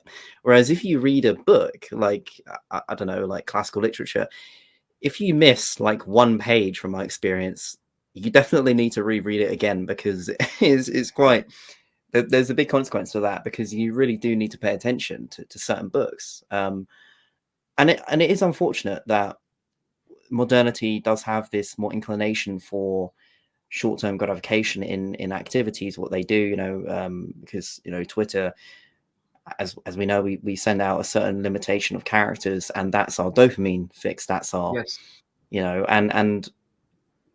and it doesn't encourage this succinct level of communication. And so I do think it's a big issue, to be honest. And I don't personally see reading going out of fashion anytime soon. But at the same time, we have to ask ourselves, well, what do we count as reading? Because if we're going to be broad about it, audiobooks exist, right? And that's not reading, but it's consuming the content. And so the question is, well, okay, so if we go from reading to consuming, a lot of people consume like debates, discussions like these maybe, you know, and for better or for worse, Twitter or Facebook things. And so on a fundamental level, I think we're not as doomed as people like to say we are. Yes. Because like you were saying, we have to, well, I guess it's ironic at this point, we have to be more nuanced in our assessment of this issue and say, well, are people reading less? In some sense, maybe, but are they consuming less? No, definitely not. In fact, people, in my estimation, are actually consuming more than ever. The question is, what's the zombie yeah, scrolling for 45 yeah, minutes. well, exactly. And the question is, well, what's the quality of that consumption? And the answer to that is, well, in some cases, quite worryingly, it isn't a positive consumption, you know. Yeah, I mean, what I think helps as well is someone should, when you read, just read aloud. Try and read aloud. I know that sounds a bit weird. I've done it before myself. I did that recently, and I think it helps because you've got the sounds as well, and you're engaging with the text. It's not just your mental voice, because if you're like me, there's a lot of things going in your head sometimes, or there's a lot of background noise. When you're reading, it's like sometimes hard to focus. Just say it. So just read it out loud. Then you start to enjoy it. I was reading this book by, it's called, what is it called, man? A Letter to Greco, I think it's called, by Nikos Kazantzakis. He was like, there is an argument that he's one of the Greek existentialists, if you like. You know? Oh, nice. He goes through his stories, and it's actually a really powerful book. There was one chapter which was quite powerful when he talks about, you know, he felt that the need to be moral, that he had to emulate the priests or the bishops, but then he realized when he engaged with them that the need to be moral was to do the opposite of what the priests and the bishops do, because he had a particular experience in this this island, I think it's called Athos, Saint Athos, where only men are allowed on the island, and you have this kind of monastic lifestyle, and you're supposed to be deeply spiritual. I think he had some negative experiences, but anyway, notwithstanding, he's a great writer, and he's one of the celebrated Greek writers for sure. He came from Crete. So his writing is, I mean, it's in Greek, but I was reading the translation, and obviously translation is sometimes very difficult to grasp, but it's quite a good translation. But it's very heavy. His language is very emotive, and it's very, there's a lot of descriptions, and there's a lot there, right? Because he's writing the book in a kind of autobiographical sense. And the way to make it easier for me to understand, I just read it aloud. I mean, I haven't finished the book yet, but yeah, reading, and that was probably one of the first times where where I read a book out loud, and I started to enjoy it. It's like it's like you're experiencing the book in a different way. It's because sometimes when people read, they just read inside their minds, don't they? Well, that's what I do, isn't it? So when I'm reading like your name here, James Bergman, it's like James Bergman ahead of the curve in my head. But to say James Bergman ahead of the curve, it's just a different feel to it, right? And imagine reading a paragraph, yeah? It materializes it in it, and it makes it more real, I guess you could say. It is a bit bizarre because you might think you've gone mad that you're reading yourself a book, but so what? There's like, I mean, what I've done it rules before, are there that you can't read aloud? There's no rules. Well, for example, I most of the time I read poetry aloud, because I think poetry should be read aloud. When I read Sartre's what is it? Is it Final Exit? I think something like that. His screenplay, when people are sent to the afterlife, and they're all trying to find out why they're there.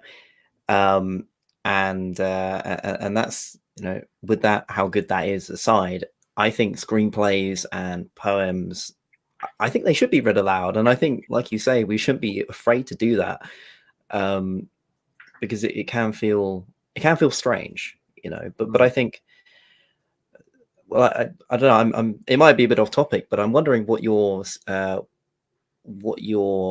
routines are for reading, and how you read. Like, do you annotate your books? You know, how do you navigate your reading? Wait, I don't really have a routine. That's just one of those things. It depends what goal I have, right? So say it's like reading for the PhD, then I would read, and I would not necessarily annotate, but I would maybe highlight a certain key paragraph that summarizes the concept really well. If there was a need to annotate, I would annotate, maybe raise a question or or write about how this particular concept that's been conveyed in this part of the book is important for what I need it for. But that would be about it, really. I'm not a kind of systematic or consistent person when it comes to things like this. I'm consistent with my inconsistencies, bro. Yeah. So, Right. and it's true, and I think there's a good thing to that as well. The benefit of that is that that I'm always willing to engage in something new, or try something out, or try a different method, which is a bit bizarre for a 41-year-old. But the point is, that's just my personality. Like there is that kind of childlike element to the way I approach things sometimes, and I find it refreshing. Maybe it's my excuse of not being systematic enough. Well, I think it's worked so far, right? Yeah. Well, I think it's on a psychological level. It's very important to ensure that we don't lose that childlike mentality in some aspects. You know, the curiosity.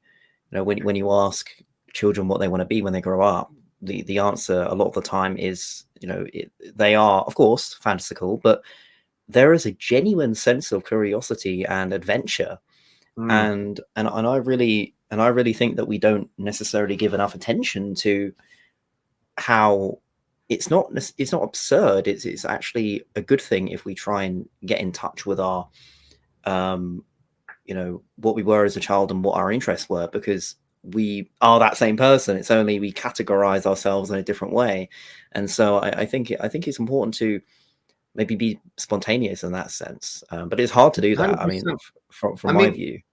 I mean, like, even, you know, from an Islamic spiritual perspective, when you think about children, we think about, you know, we believe that everyone has a normative original disposition, right? The innate disposition, and, you know, the younger you are, the more likely it's not clouded as much as it is now, because that there's this idea that the normative innate disposition, and it's just a metaphor, that it gets clouded, and then the whole point of engaging with, you know, with life and with ideas and reflection and contemplation and reading Revelation, is there to help you uncloud your innate disposition, to allow it to direct itself towards the truth. And the younger you are, maybe the less clouds you have over your innate disposition. And when we look at children, especially, you know, under the age of 8, maybe, you see that there's a sense of purity to them, the way they see the world, and even the way they react to suffering and pain, and the way they're willing to always maybe be in the moment and try new things. And I think if we kept that as adults, it would be phenomenal. Because what happens when we get older, certain things happen to us. Like, we have, like, you know, I don't want to get too psychodynamic, but we get like major experiences. Like, there's a point where we realize we're alone, and there's a point that we realize that something's wrong, and there's a point that we realize that we don't belong. That everyone has had these experiences. You just have to basically get outside of yourself and just analyze from the age of maybe 8 onwards what's happened, and even into your teens. And then those experiences basically create a kind of lens in which we interpret future experiences or present experiences, and even understand ourselves and other people. It may be positive, there's also a negative side to it as well. Children don't really have that. They're not victims to that lens. They're not victims to the trauma of I'm alone, I don't belong, something's wrong. Yeah. And the whole job of trying to be an adult is actually trying to be a child again, in that way. And that is, there's a depth to that, you know, there's a moral to that. And sometimes you just have to observe children, obviously not in a freaky way, yeah, because, you know, just to put the caveat there, but, you know, just, you know, psychologically observe. Like, you know, when children in hospital, right, how they react to suffering and pain, so different. Oh yeah, that's really interesting. That's really interesting. Yeah, I think Sheikh Hamza Yusuf mentioned this in the Jordan Peterson podcast recently. It was this phenomenal point.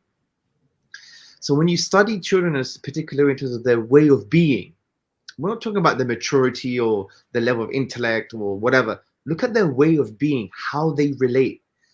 And, you know, there's a lot of lessons in that. a lot. And you know, when I had children, I say this, like, they taught me things. It's not, I didn't teach them much, they taught me things, right?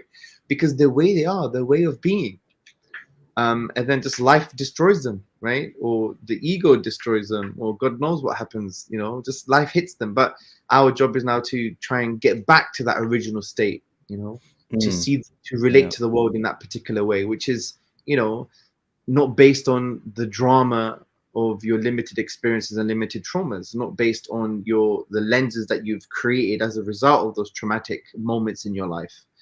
And that is hard to do.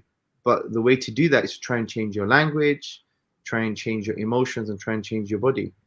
And this, by the way, I'm sounding like I'm an expert on this. I am not. There's a very special person that talked me through this a while ago, I think a few months ago, and it's to do with transformation. And I'm just echoing what they taught me. Yeah. So I'm not an expert on this, but there's something there for people to think about. This is in the realm of ontological transformation. I think is to do with, you know, how do you transform your way of being, and it's usually changing the way your language, your emotions, and your body. And if you could do even one of them, then that would help you transform. And even if you fake it, because you'd fake it to make it, right? It happens. Yeah. But anyway, yeah. So we should be like children, like from that perspective, for sure. Should be like children. Yeah. I think every single person has something to learn from the traits that they have and the innocence that they have. And just because the trauma of life manifests a certain way doesn't mean we should be subdued by it completely. I mean, it might temporarily do that, but fundamentally, how do we transcend from that, right? And many of us, admittedly, are subdued by many things, right? Our own issues of some sort, and it is about transforming oneself. And I totally agree with that. Everybody's got their own journey in that regard. Makes us quite unique. Are you, so to change the topic back slightly, do you plan to arrange more discussions with, you know, because I know you do discussions, but from my knowledge they pertain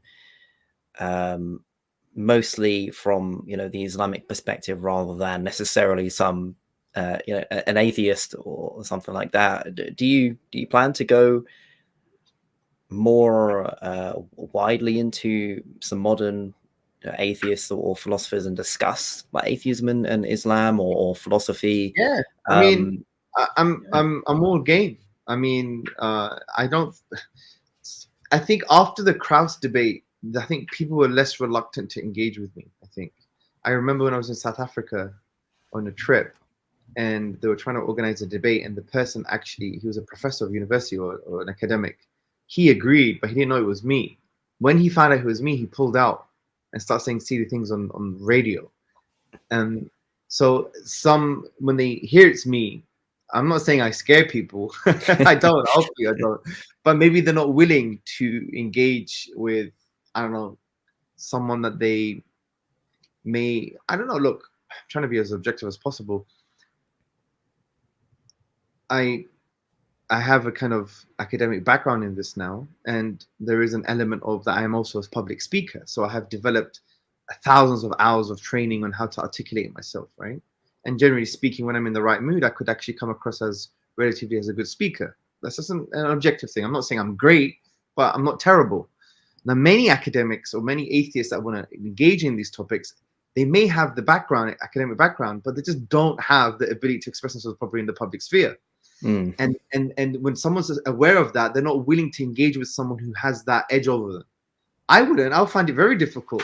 If I had all the knowledge in the world, but I didn't have the eloquence or the rhetoric or the presence of mind and the ability to express myself in the most optimal way for the particular objective of convincing my interlocutor in the audience, I would be like, I'm not engaging with this guy. It's going to be too much. He's like, you know. So I think that's one reason. The other reason is I haven't put myself out there because there's other great people having great debates and discussions. And I have to be honest, or to be authentic, the more I've learned as well in philosophy and on an advanced level, I realized that you're never going to give it justice in a debate. and I feel there's a sense of inauthenticity there, you know. So debate, as we've said, is it's a rhetorical device by definition, but like we both agree as well, it's not really for the debaters. It's for the audience to make up their own mind about what the debaters say. So it isn't actually about the debate. It's about how the audience react to what is said and presented in that debate. So yeah, for sure. I think that's a positive use. To answer the question in a short way, yeah, of course. If anyone wants to have a discussion with me, I'm more than happy. I could go to them. They can come to me. We could do it online. We could do it offline. Although online, I don't think is that great for positive discussion. But yeah, even if someone is like, you know, passionately against my worldview, I'll have a discussion with anybody, as long as I know what I'm talking about. If it's going to be an area that it's not my expertise, I'll just pass them over to someone else. But if someone wants to discuss, like, I don't know, maybe God's existence, maybe the veracity of the Islamic worldview, then yeah, let's go for it. Yeah, let's do it. I'm happy, but it just hasn't happened because there's other people involved in this work now, people far more able than I am. I have had other responsibilities which are more like kind of, you know, operational and managerial and whatever the case may be. So sometimes you have to take a step back, and you have to work on other things that you think is important for the long term for this domain that you're engaging in. Yeah. So, but yeah, I haven't stopped basically. So yeah, I mean, if any of your atheist buddies want to have a discussion, no problem. we could do it. We could do it. Yeah, well, it doesn't have to be atheist. It could even be Christian on specific, although it's not my area, but on specific topics, you know, I would love to engage in certain areas. Well, my friend Eric Evans, he saw our discussion and he was like, he really liked it. He's been texting me. Is this the guy? I think. Conscious philosophy. He's a really cool guy. I said yes to him, but then he couldn't make that date. Then after, because I got busy, I need to get back to him. But yeah, that's perfect. That's perfect. Yeah.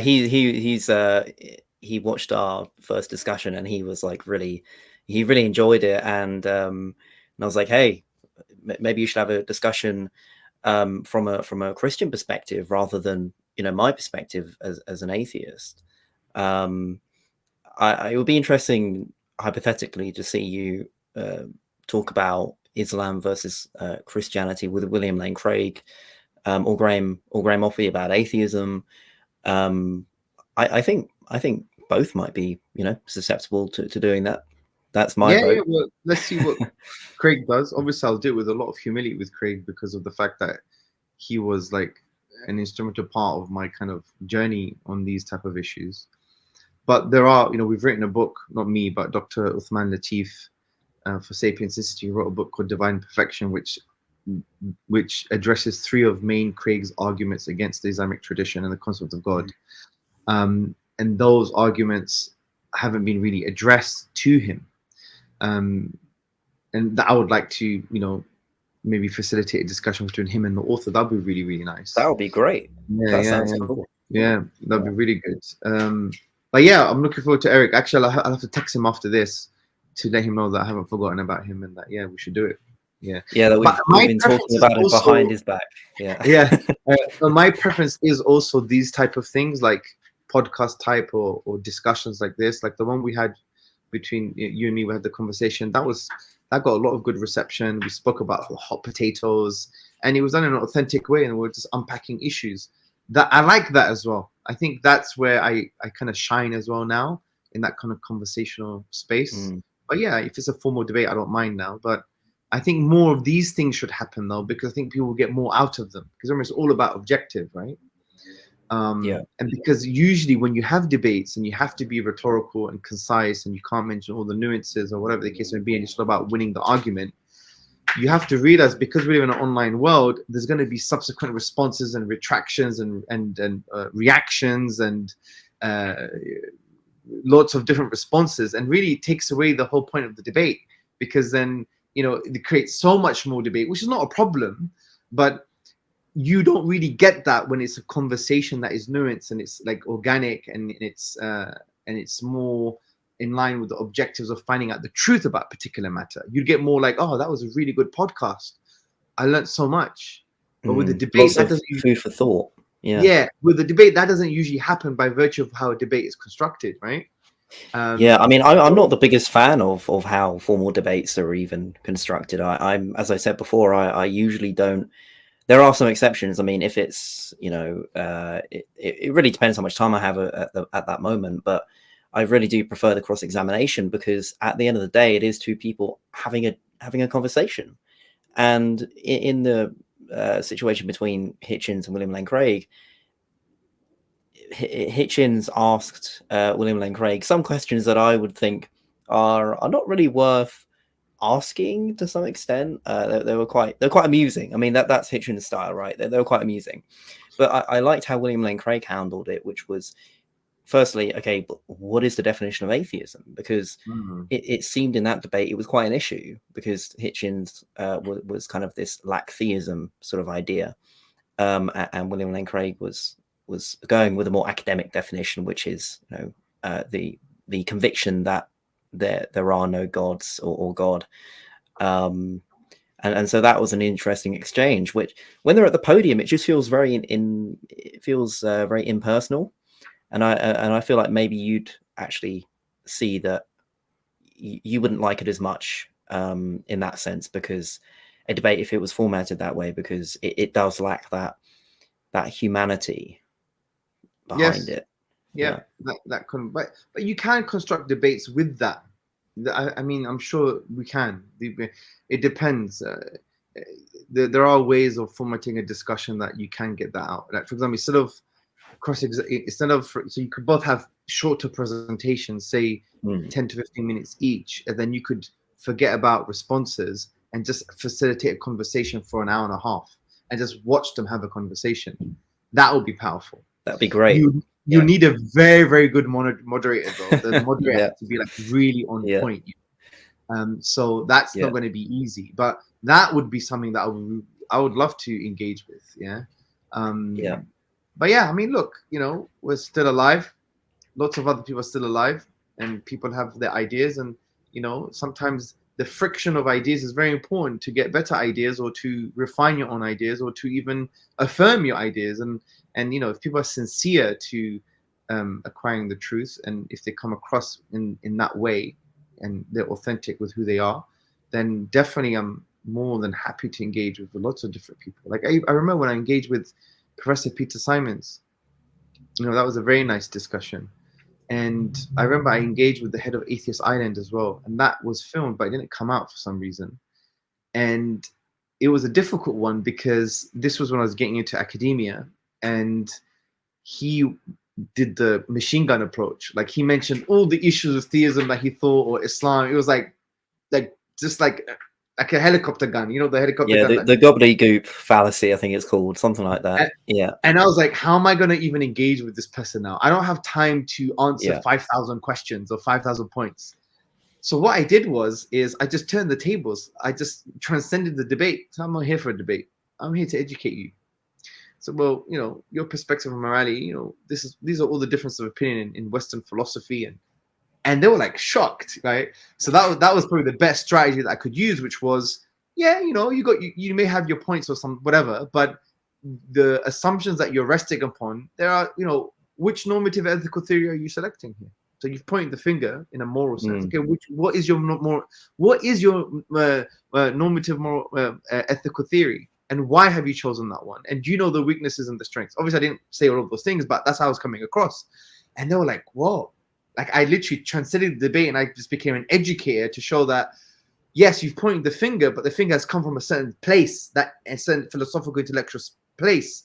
You don't even know your own place where you're coming from philosophically. And they were like, he was like, oh, I'm really happy Hamza has come across this way. And, you know, and it's very admirable, I will say. Very admirable. No, because I think he was there to win a debate and because he went first, and I was like, what is the best strategy for this guy? It just by virtue of resources, time, I didn't have enough time to address all those questions. So there was the debate, and there was the meta debate. I presented the meta debate, meaning the meta argument, meaning you've come from a certain position. Yes, you've pointed at the Islamic tradition or religions in this way, but it's come from a certain premise and assumption. You don't even know what those assumptions are properly. You don't know what the premises are. You don't know what type of philosophy that you're adopting. You don't know the differences and the nuances, blah, blah, blah, blah, blah. And therefore, you know, what are you doing here? And but I did it in a nice way, obviously, but I wanted to come across that way. Yeah. Yeah. That's the breakdown of it. Yeah, that was the breakdown. So again, I don't even know why I got to this point, but anyway, remind me, why did I mention this now? The ethics of debating, yeah, I mean, it's so if you do this, if you just throw all the questions out and all the issues out, say you're going first and say I want to address atheism, and the way I address atheism and want to show myself to be, you know, have the more coherent worldview, is that I just throw out 1,000 questions against, I don't know, atheism. Now that's problematic. I tell you why. Because you haven't presented anything, you haven't presented your argument. Just because there's 1,000 questions of a particular worldview, it doesn't make your worldview true, right? Maybe you've got 2,000 questions about your worldview. So it's a wrong strategy, and it's unhealthy because if you come across that way, you already deliberately don't want to have a conversation. Because who starts a conversation or even a debate with 1,000 points? You got all these issues, and then you don't give yourself any. You're not presenting a positive argument about your worldview. It's just problematic, and the psychology of that is problematic. In actual fact, if I were to address that person again, I might expose that psychologist. And isn't it interesting what this says about you? Where's your argument? Where's your argument for atheism? Yeah, there may be 1,000 questions or 1,000 issues, but it doesn't mean it's not true. Maybe you just don't have the answers. But where's your argument?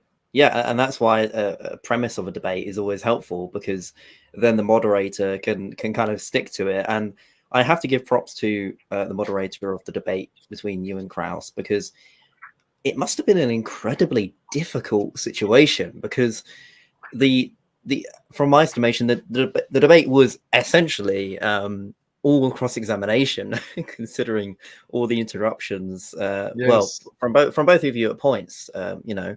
But Krauss definitely, and it must have been quite difficult for him to moderate that, because at the end of the day, there was a format to it, and you know, at the same time of that, there are dialogues between you, because you know you're timed as well. So for everybody, there's a lot of pressure. You're timed on your response statement, and so is Krauss, and so, yeah, the whole thing did turn out to be one big cross-examination, which is probably why it's such a interesting and insightful debate, perhaps. But yeah, that moderator, I do think he maybe underrated part of that entire thing. Like, Yusuf Chambers did really well, and I don't think he's moderated debates before, so it was a new thing for him as well. So he did really well considering the circumstances.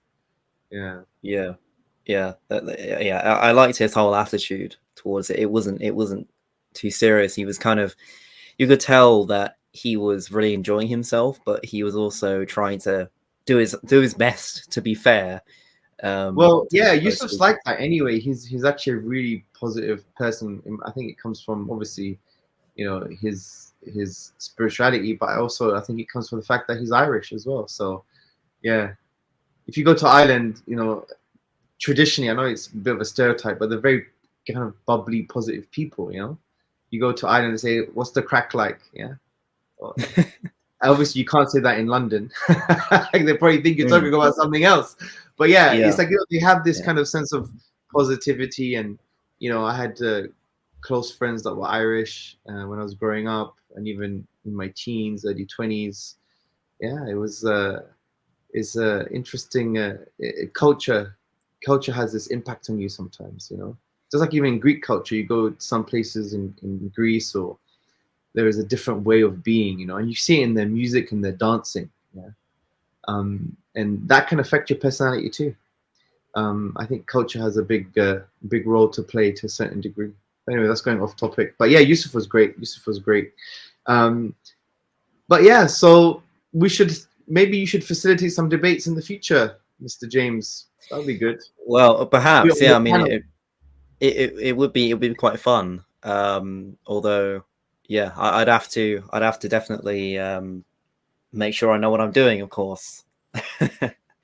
Yeah, I mean, yeah, that'll be very interesting. I think I think that's actually one of a really good job, actually, if you do enjoy this topic, because to moderate things, a debate or a discussion like that, I feel like the moderator is inevitably part of that conversation, but at the same time, there's this fine line between letting the two people speak and have a dialogue, and I think the hardest part of it actually is, when do you allow them to stop and when do you allow them to start?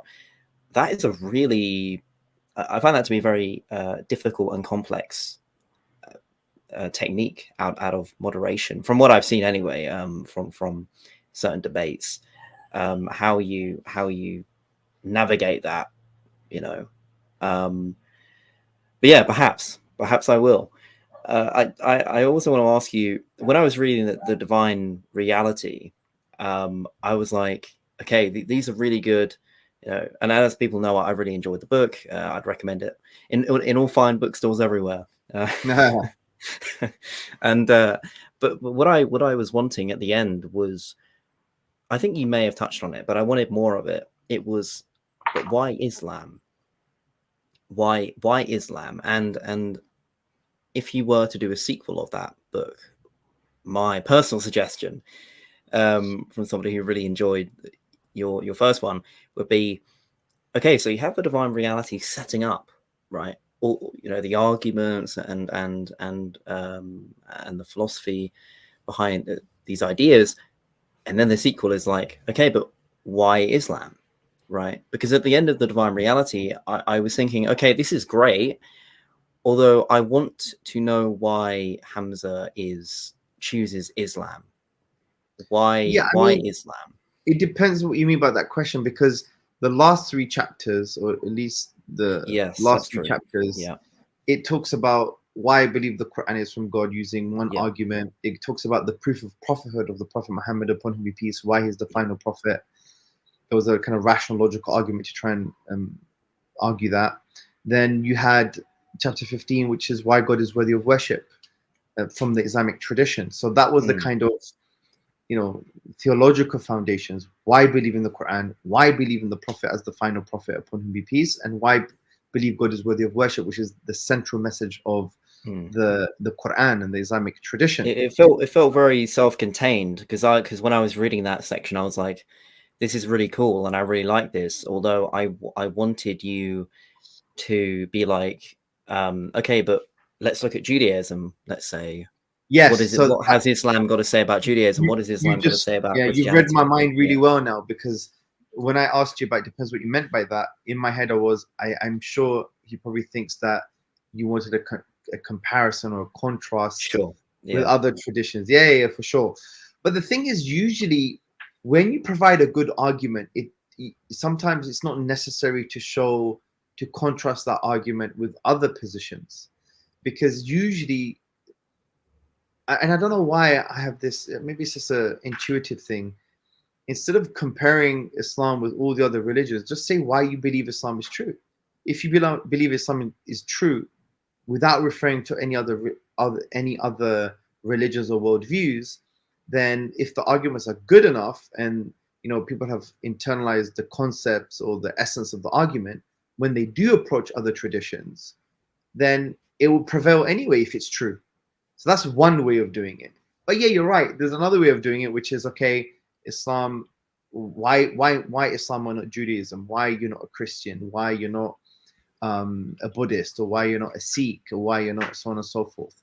That's another way of doing it. But I, generally speaking, do not advocate that way in general, unless you're speaking to a targeted audience. Like if I'm going to speak to Christians, then obviously I'll have to do that. Why am I not a Christian? You know, but it also makes the book more accessible as well. I think, like, and I totally agree with you. I think there's a point to be said about if the arguments for Islam if the arguments for Islam are good enough, they surely should speak for themselves.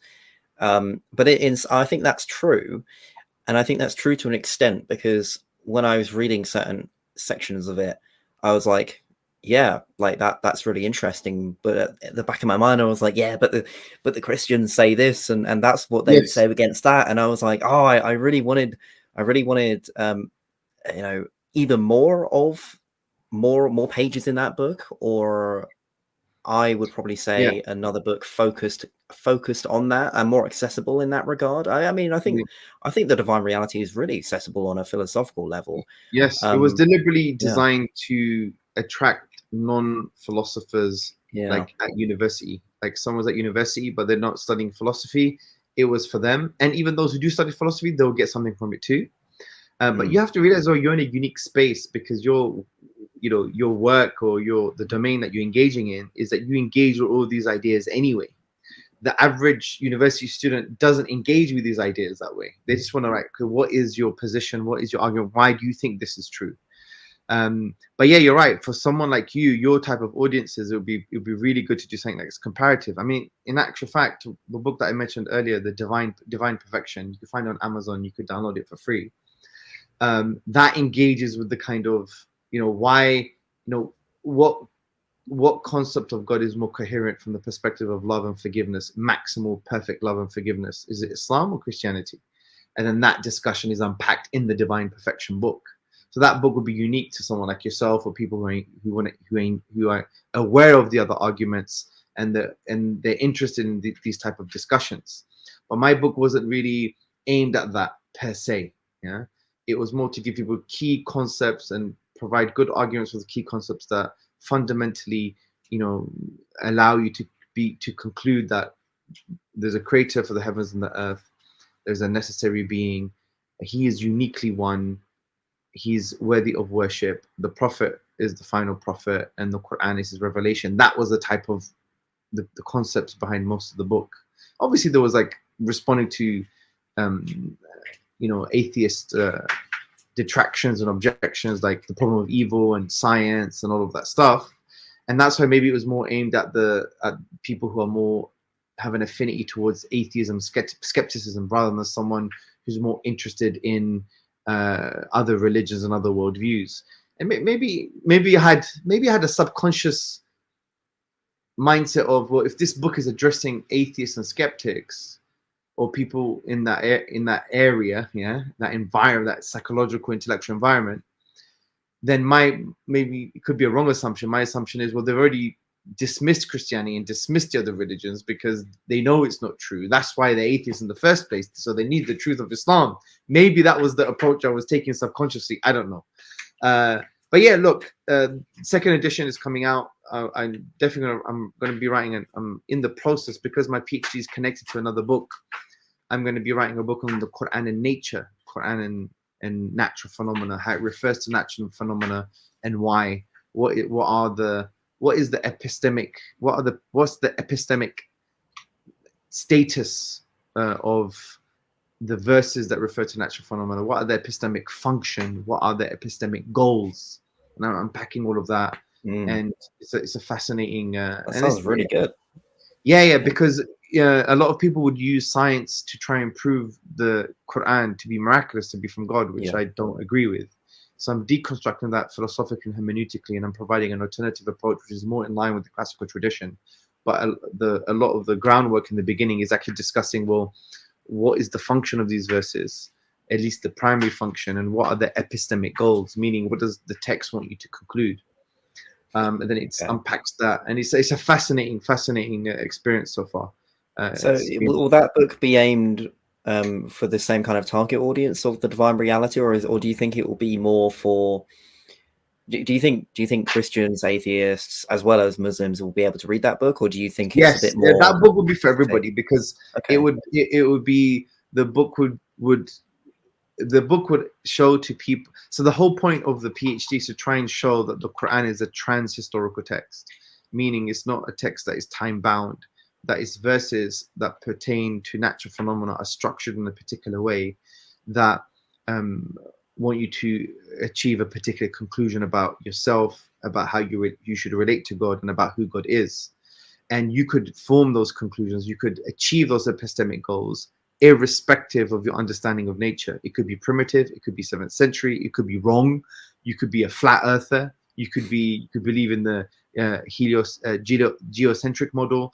Even if you do that, if you have a correct type of metaphysical thinking, or the way the Quran wants you to think, you will conclude those goals about who you are, how you should relate to God, and who God is. And there's lots of epistemic goals, and that's one of the main attempts to show that the Quran is trans-historical for that sense. It's interesting that it's timeless. It speaks to people at all time, all places, specifically the verses concerning natural phenomena, and it does so in a way irrespective of your understanding of the reality of nature, irrespective of the level of understanding that you have, and irrespective of the era or epoch you live in.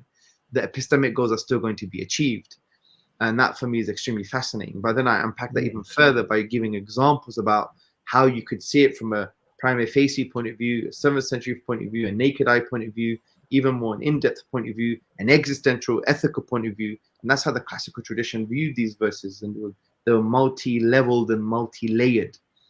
And obviously in that is going to be like, how do you unpack the issue if a scientific theory that's successful, it's well confirmed, has predictive power, goes against Quranic verses? What do you do? How do you reconcile? What are the concepts that you need? So there's going to be intersection with the philosophy of science as well, hermeneutics, deconstructing the kind of scientific miracles narrative that's been used by some Muslims, providing a more robust approach. That's a really good idea. I really like that, kind of responding to the popular stance that Muslims might represent, but Yes. actually saying, hey, look, maybe there's just a better way to put this issue. I really like that idea. Well, I'll tell you a story, actually. When I was applying for my PhD, I applied to different universities. People were really fascinated because, I got good contacts, and people in this domain are academics at university, and I referenced them, and they gave me a reference as well. So I'm in the field, and they were really excited to have me on because I name dropped, not in a wrong way, in a good way, and and so on and so forth. So I was applying, but like for example, University of Birmingham, they couldn't do it because they didn't have that many people that can do this type of PhD, or one person was interested, but he could only be a secondary supervisor. They couldn't find a primary one. Anyway, to cut a long story short, I sent the last batch of emails out, and one of them was to a particular university, and I didn't know who he was, and I don't think he knew who I was, because when I refer to myself in academia, I use Andreas Tzortzis because it's my passport name, yeah? So I emailed, and this is the PhD I want to do, this is my proposal, or whatever. And then he responds by saying, Assalamu alaikum. I attended your debate at the university, and I've used your essay on this issue, which I wrote an essay in 2013, I believe, on the scientific miracles, deconstructing it and trying to provide a better approach.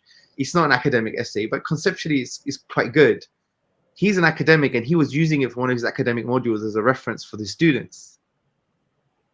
And I was like, oh my God, this is the sign that I should do this. I should do the PhD with it. And now he's my supervisor. I'm doing the PhD with him. So this was like, that was the sign. So that was one of the stories. So when you're saying it's good to, develop a more optimal version of the arguments within the community, well, this is what I tried to do. And it's quite funny, when I produced this essay all that time ago, I got a lot of backlash from people. Yeah. But what I've realized, the art of intellectual leadership, or any type of leadership, is you need to have a stance and be unwavering with your stance, and just be focused. And if you really believe it's true, then you're going to enroll people in your behavior. You enroll them in your behavior. You enroll them in your position. You enroll them in your stance. And if you're wrong, then fine, you give it up and you clarify and you're wrong. But if you think you're true, just be unwavering. Don't compromise, and have the good behavior. Enroll them in your behavior. Approach it in the most human and ethical manner, and over time people will adopt your views. And it happened. It took me a year and a half to convince some senior people in the community, but over time it just became something that people adopted, to the point where I'm delivering a part of a lecture for a university in America. It's an Islamic seminary, and they wanted me to talk about this because it's my field now, isn't it? So that probably wouldn't have happened like all those years ago, or maybe it would, but the acceptance of ideas take time, you see, and you just have to always repeat and always have that stance and never give up. And that's what I learned from the whole process, because in the beginning it was like, what's happened to Hamza? Maybe he's become deviated from mainstream Islam or whatever. Those kind of things were happening, but I was like, no, I believe this is the best way forward, and this is in line with our tradition. And now over time, you know, look what's happened. It's taken me to the journey of the PhD, which is quite funny because when I did the MRes, the master's, so I did the MA and I did the MRes, which is a master's in research. I wasn't, because I was busy, I was, you know, managing an organization and stuff. How am I going to do a dissertation of 20,000 words on what topic? The amount of reading that you have to do. So I did my MRes on this topic. So this is an expansion of my MRes in a way, yeah. And when I presented this to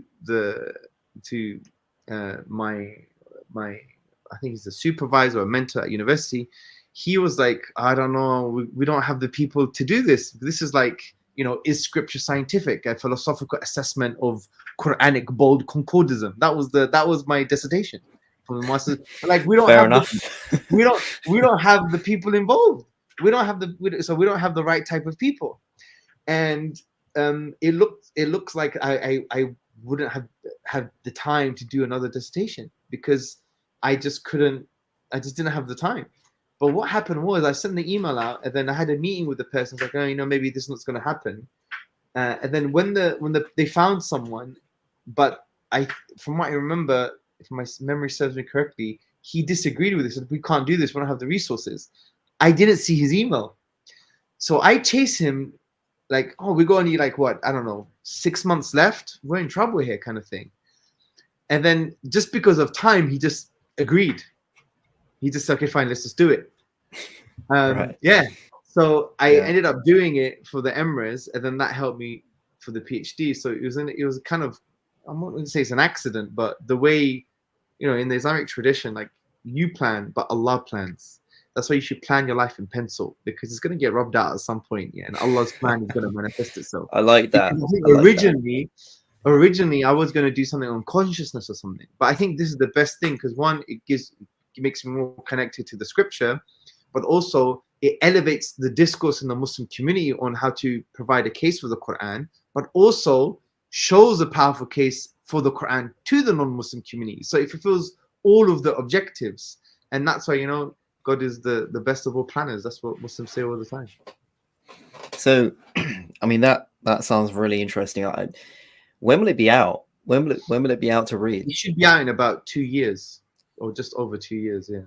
So hopefully, but I am going to be, hopefully, maybe I'm doing a video series on this anyway in the beginning, because I believe when you do series and when you do a lot of public work, it refines your ideas much more because you throw your ideas out there.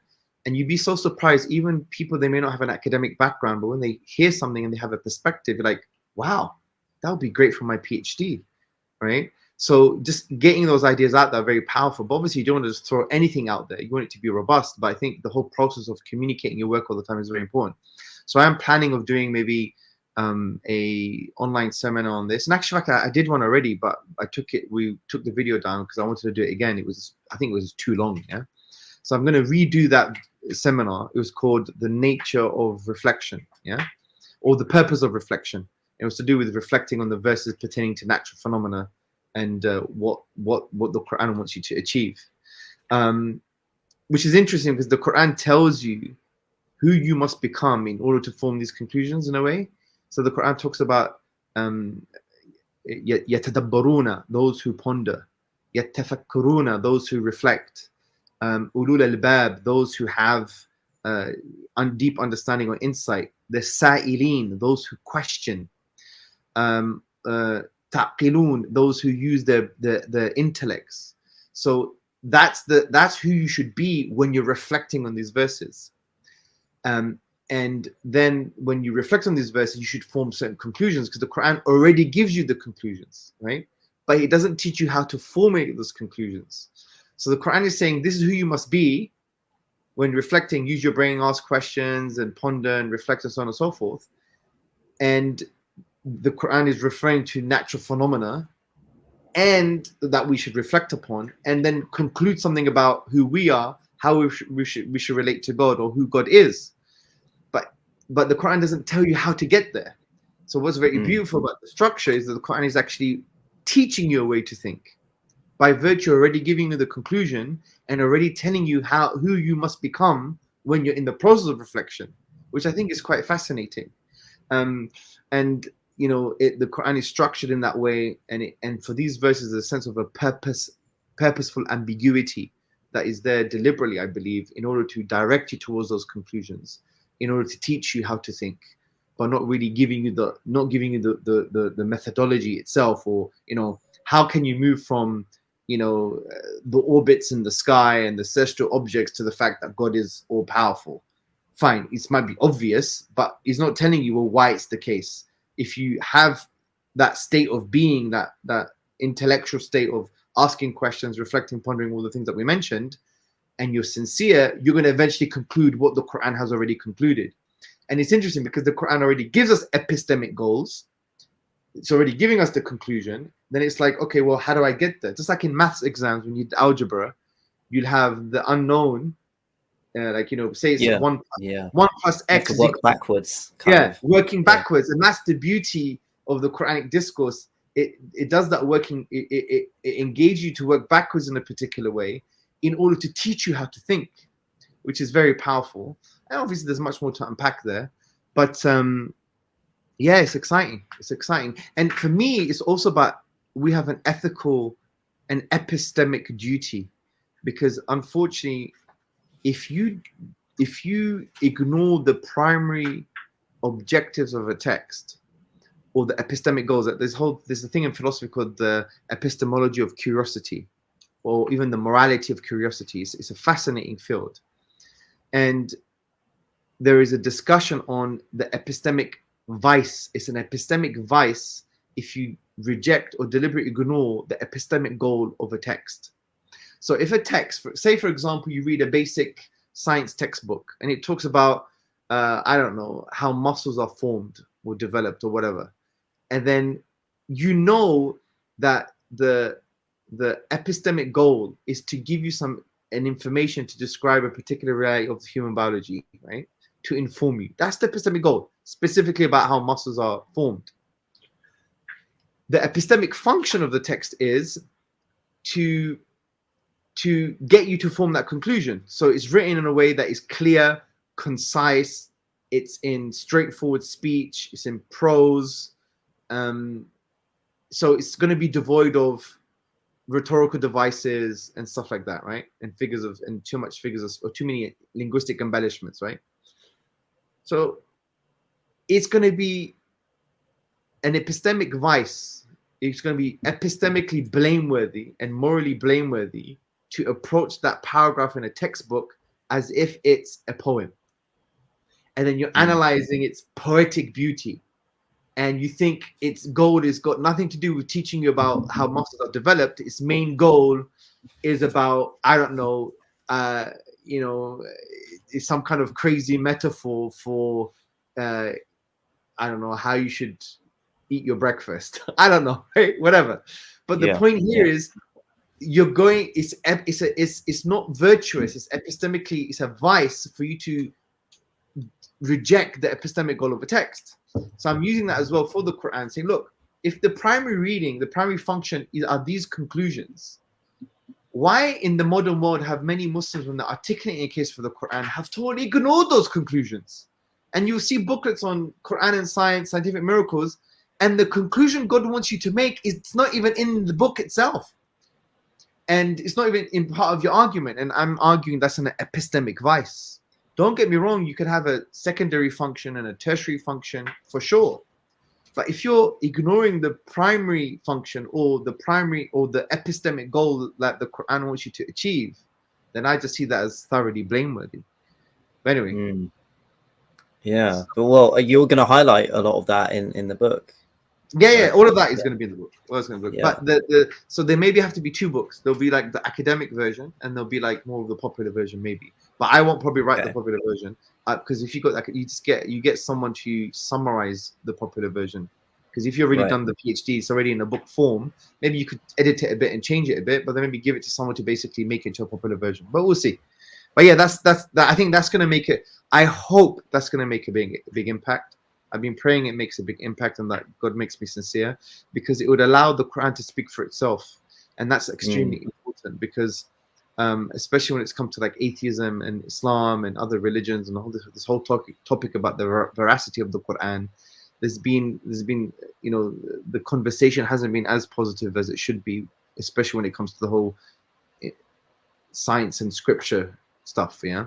And I think it should provide a service to the community to be able to optimize the way they talk about the Quran, but also to use it as a way to showcase the Quran to the wider non-Muslim audience. Say, look, isn't this very interesting about the Quran? That it's a trans-historical text. It's timeless. It's has many levels of meaning, and it has many layers of meaning, and it can address different levels across time, across different eras, and it still achieves its epistemic goals. That is fascinating for me. And yeah. But anyway, I'd be really interested to see how you argue that. And it sounds like a very technical book as well. And hopefully I can keep up. Yeah. These are, as the Quran says, these are signs, isn't it? These ayat. Signs are, you know, there's an interesting psycho-spiritual backdrop to this, because, you know, someone can have all the evidence in the world and they won't accept it. And someone can have, you know, maybe just crude evidence and they'll accept it. And that's why, you know, I always try and say to Muslims that when you're engaging with human beings, understand who the human being is. The human being is not just an abstract intellect. He has an innate disposition that can get clouded. He has a soul. He has an ego or a nafs, a psychological disposition. And all of these things are a dynamic interplay. And the concept of the heart in the Islamic tradition, the qalb, it's something qalaba, that wavers. It does taqallub. It's in a state of wavering.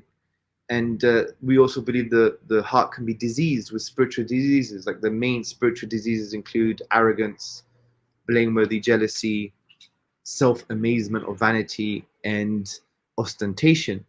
And the heart can be diseased. And we believe the aql, the intellect, is a function of the heart. So if the heart is diseased and it's wavering, and you have the intellect, and it's a function of the heart, well, if the intellect may have all the right arguments, but it's connected, it's a function of something that is wavering and can be diseased. So it's not always just about having the right arguments, you see, because the issue could also be something else. It could be something which is more like psycho-spiritual. Like maybe someone is just arrogant, or they have certain, you know, they're self-amazed, or they have vanity, or whatever. Or maybe that, you know, that's why sometimes it's important to, when it comes to outreach and Islamic apologetics, if you like, is to understand the human in this. You know, it's not just an algorithm that you type in and you expect certain results. Human beings are not robots. You may have a great argument. You may be convincing. It may be perfectly convincing, but they may not be accepting it. Why? It's not necessarily because of the argument itself. It's because maybe there are other dimensions of the person that you haven't engaged with and haven't tried to optimize. Yeah, trying to get the best out of the person. Because sometimes, you know, and we see this. There's John Cottingham's got a really good book. I'll give you the name. I think you should read it. 1 second.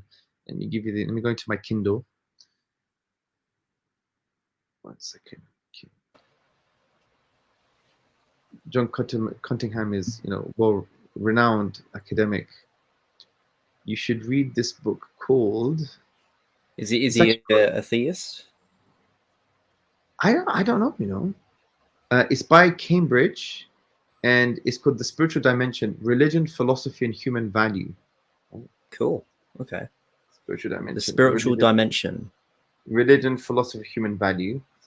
Okay. And you also have another philosopher that would be very interesting for you to read on. Let me see if I've kept his name. Yes, his name is Robert Audi. I think it's called it's like the conclusion of reflection. So those two are quite interesting when it comes to maybe like the epistemic value of emotions, because we forget sometimes that when you conclude, sometimes we think we're making conclusions just by virtue of the argument. But in actual fact, you're a human being with a psycho-emotive reality, and that also dictates your conclusions. Even cognitive science is aware of this anyway. We never make conclusions in abstraction. And that's why you'll have two scientists, right? They'll have the same data, but they'll conclude two different things with the same data. Yeah. Now, fine, you may say, well, there is another possible reading and another possible way of explaining it, for sure. But why don't we stand in the possibility that it could also be that their psychological way of being, or the psychological state, or the psycho-emotive state is actually dictating that conclusion as well, or is driving them towards that conclusion. And that is what's missed in our online discourse sometimes. We forget to probe really deep into, right, why is it, why, like, for example, James, you would probably have more arguments for Islam than maybe the average Muslim. I guarantee you.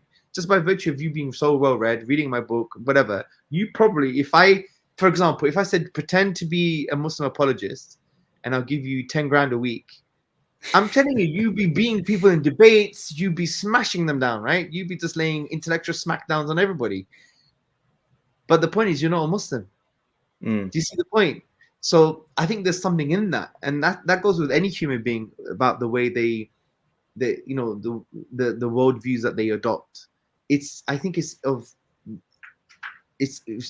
immaturity to conclude that my worldview, I'm adopting it purely on intellectual reasons. That for me is someone who hasn't really observed other humans or themselves, or that it lacks a lot of self-awareness. Now, I'm not saying what those psychological reasons are, what those psycho-emotive reasons are, or what those phenomenological reasons are, but the job of the human being is to probe into that. And sometimes we don't. We just focus on the abstract argument, isn't it? Yeah. But it's so important to probe in. Okay, why? What's going on? What's going on? You know.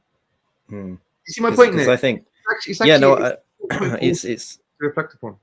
Yeah, I think as we understand more about human psychology, we will, when we have these debates in the future, we will be far more aware that every individual, maybe we'll even be more aware of every individual or both individuals in a debate, and well, provided they're willing to be transparent. But I think it's true. And the thing is, as well, is it's hard to gather that information, because what keeps somebody from being convicted of an idea or an argument, as you said, if it is emotional, then the question is, well, what's that person's receptivity to admit that they might have an a priori, and that's why it's a personal thing, really. And that's why when people want to try and engage with people, like, say, and I say this to Muslims all the time, you have to have phenomenal emotional intelligence. Most of it's about psychology. You have to appreciate the human in the discussion. Where is the human in the discourse? Yeah.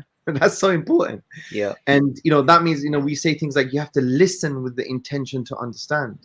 You have to divorce your drama from reality. Your drama is based on your limited understanding, perspectives, and you're going to use that as a lens to interpret new realities. That you're going to be engaging with your judgment of the person, not who the person is, because you've seen them through the lenses of your drama, not reality. So there's so many things. So a lot of it's to do with emotional intelligence, but from a personal point of view, obviously you can't go out there in the world and start analyzing other people's data concerning people's emotions and drives. You can't do that. It's very difficult. You won't be liked very much. It's for you to discuss, why am I forming this conclusion. Even in my Islam, when I became a Muslim, and the positions that I held in Islam, and maybe some of them are refined or I got rid of and I adopted what I thought was more mainstream, whatever the case may be, that happened because I was in different emotive or psychological states, right? Or even spiritual states, if you want to call it that. So even when you're convinced with the worldview, there'll be particular aspects of the worldview that you might misrepresent or not take seriously, or not adopt, or misunderstand by virtue of your psycho-emotive state, which is very interesting because the Quran alludes to this, that you read what you want in the Quran in a way. Like you don't read the Quran reads you. So if you're like a nasty guy that wants to kill the whole world, then you'll find it in the Quran. It doesn't mean that's the Quranic narrative, but the Quran is a reflection of who you are. Like in chapter 3, verse 7, God talks about the ambiguous and unambiguous verses. So the unambiguous verses are the foundation of the book. The ambiguous verses, and God even says the people with the sickness in the heart are going to do crazy interpretations, right? So that sickness, if you have a sick heart or you have a certain way of being that's not true or not correct, you're going to be reading the Quran through you. You are going to be doing the reading, and you're going to find yourself in those ambiguous verses. And I saw this with people who are extreme. I remember on Facebook once someone said, "Oh, you shouldn't debate Richard Dawkins. You should chop his head off." I was like, "What? What are you talking about?" And then he gave me a verse. I was like, "Whoa, what's wrong with this guy?" And I said, "Why don't you finish the verse? Because when you finish the verse, it contextualized the whole thing." So he became a theological reductionist. But why was he doing that? Because he already had a kind of psychological, psycho-spiritual, psycho-emotive state, and his state was the lens in which he read those verses. Do you see? It's quite interesting. It's almost like when I studied video games and the, I mean, as a, I guess, in a module of my psychology degree in first year, and I mean, I knew already that video games didn't cause violence, right? I mean, it's kind of well known that we've overcome that worry, right?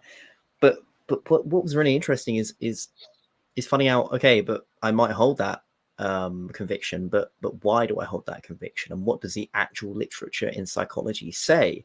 And my conclusion from that, it was simply that the video game in of itself isn't the stimulus. It's the person's predisposition when they play that game that might very rarely make them or influence them to do something, right? Because after 1999, there were many theories that video games cause violence, and I get the intuitive concern. I get that, and I think we all can kind of think, oh yeah, well, if you play a video game, then I don't know, maybe it will justify some things. But actually, as most of us admit now, that's not the case, because as tying back to what you were saying, it's more to do with the person's perspective of that thing, the video games or what the Quran might say, rather than the video games or the Quran in of itself. Now, I'm not somebody who thinks that the Quran is, that there's no blame at all. I mean, that there are some instances where I'm thinking, well, I don't know, maybe was that the best way to put it? Was that a helpful way to translate this idea, devoid of context in this situation? But from face value, I'm sometimes questioning, I guess in scripture as a whole, from Christianity as well, let's say, or Judaism. I am reading it thinking, hey, look, there might be context to this, and I grant that there is, but at the same time, on face value, maybe that isn't the most helpful way to write something, or to orate something, or to phrase something. But that begs the question: if you know that there is more context behind something, then act like it, right? Yes. Yeah. Yeah, for sure. And take 100%. It seriously. Yeah, 100%. So yeah, that does raise the issue about people's kind of affinities and dispositions and the psycho-emotive state in how they not only read scripture, but they understand reality and they form conclusions about things. So I just wanted to raise this because I thought it was important to get people to understand that it's not just about having the best arguments, because you miss the human in that interaction.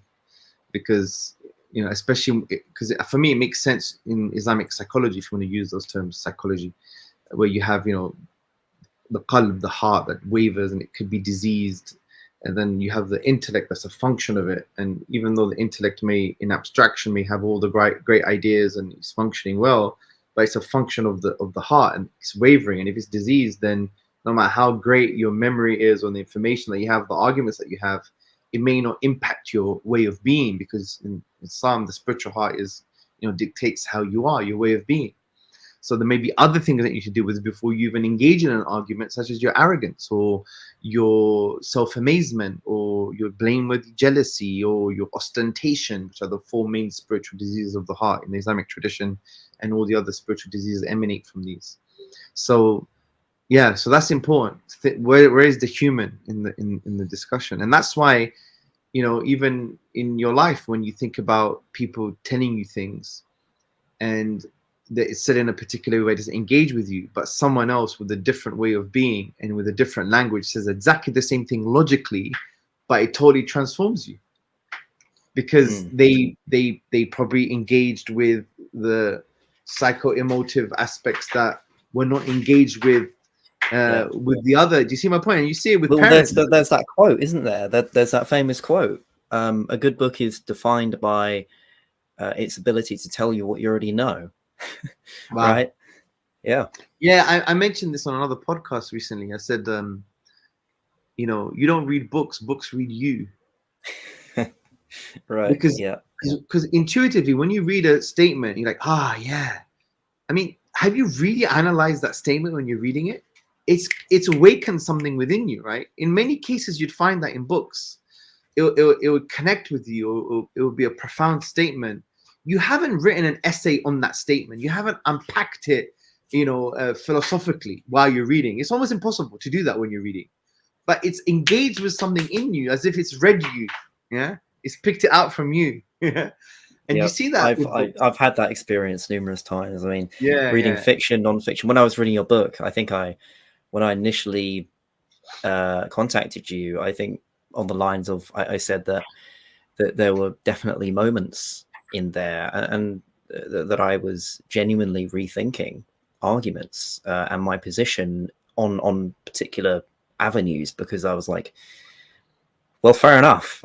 You put it in such a way that I guess this is your style anyway, your ability to convey something that might be quite complex, but actually do it in a very, well, not only put it in words that make it more digestible, but also the aesthetic, the rhetoric that you might put it through in your writing, or even, you know, when you speak. And going back to this subject of the psychology of the mind and how the prose of something, right, might motivate us in a unique way. I've definitely experienced that. You know, when I read my favorite books, you know, Nietzsche, for example, really just makes me excited, and it like makes me joyful. It's just really fun. And other authors, it kind of lights this flame. And then the question is, so what is incongruence between and correlation between this book and you? What exactly is it? And that's quite difficult to grasp. There should be a whole thing on the psychology of reading. Yeah, for sure. Like even like the whole question of why does some poetry move us? What is it in the poetry? Like what's happened? I mean, there's a lot to unpack there for sure, but yeah. So books read you, man. That's. And the funny thing is, it could read you at different stages of your life. You may read one book and it didn't affect you, but in 10 years along the line, you end up reading it again. It's had a profound impact on you.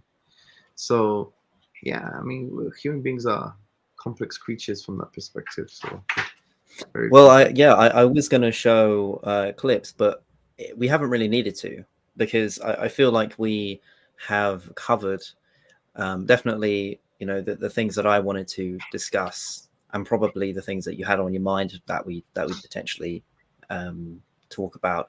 Yeah, I mean, it ended up being more organic that way. So that's usually the preference. So it's really good. I mean, you know, I think if people are going to listen to this conversation, they're going to be encouraged to watch the debate, I guess, and they'll probably have their own insights as well. And they'll probably, you know, I think the whole ethic, if they gain an ethic from our discussion today, is that, you know, people evolve, and you know, debate should be just discussions where you try and get the optimal version of your interlocutor in order for the truth to prevail in the most authentic and sincere manner. I think that's very important, you know. Yeah, and I like how the discussion, you know, it's I like how we've covered a topic that is quite underrated by my estimation, which is the ethics and the kind of the philosophy of debating and having conversations, and obviously connecting with people as a subset of that. And I think that is a topic that isn't really discussed very much, because we're all about watching the debate, right? We're all about reading the comments. We're all about discussing it. But are we all about, okay, but how was this done? How could it have been done better? What worked here, and why did it work? Why, you know, what, for example, why did you and Krauss become in, I don't know, conflict on the level that you were? What manifested that, instead of what you both said in opposition of each other. It's more the question of what was it exactly that made it the debate how it was. And we've already said at the beginning, well, there was a bit of a hoo-ha, as is defined in the actual debate, a little hoo-ha in the start. But it's much deeper than that, right? It's much deeper than that. It's your ability to, I don't know how to summarize this, but it's your approach of wanting to take seriously the premise of the debate, right? And Krauss also wanting to take it very seriously, but his style is just very different. And his strategy, he made a decision that the way he's going to approach this discussion is going to be a way to maybe to belittle his interlocutor and his arguments, because he feels that the very fact, because he probably feels like it's like debating a flat earther, right? So what scientist debates a flat earther? You just belittle them generally, right? So he probably sees religion as maybe the epistemic equivalent of being a flat earther.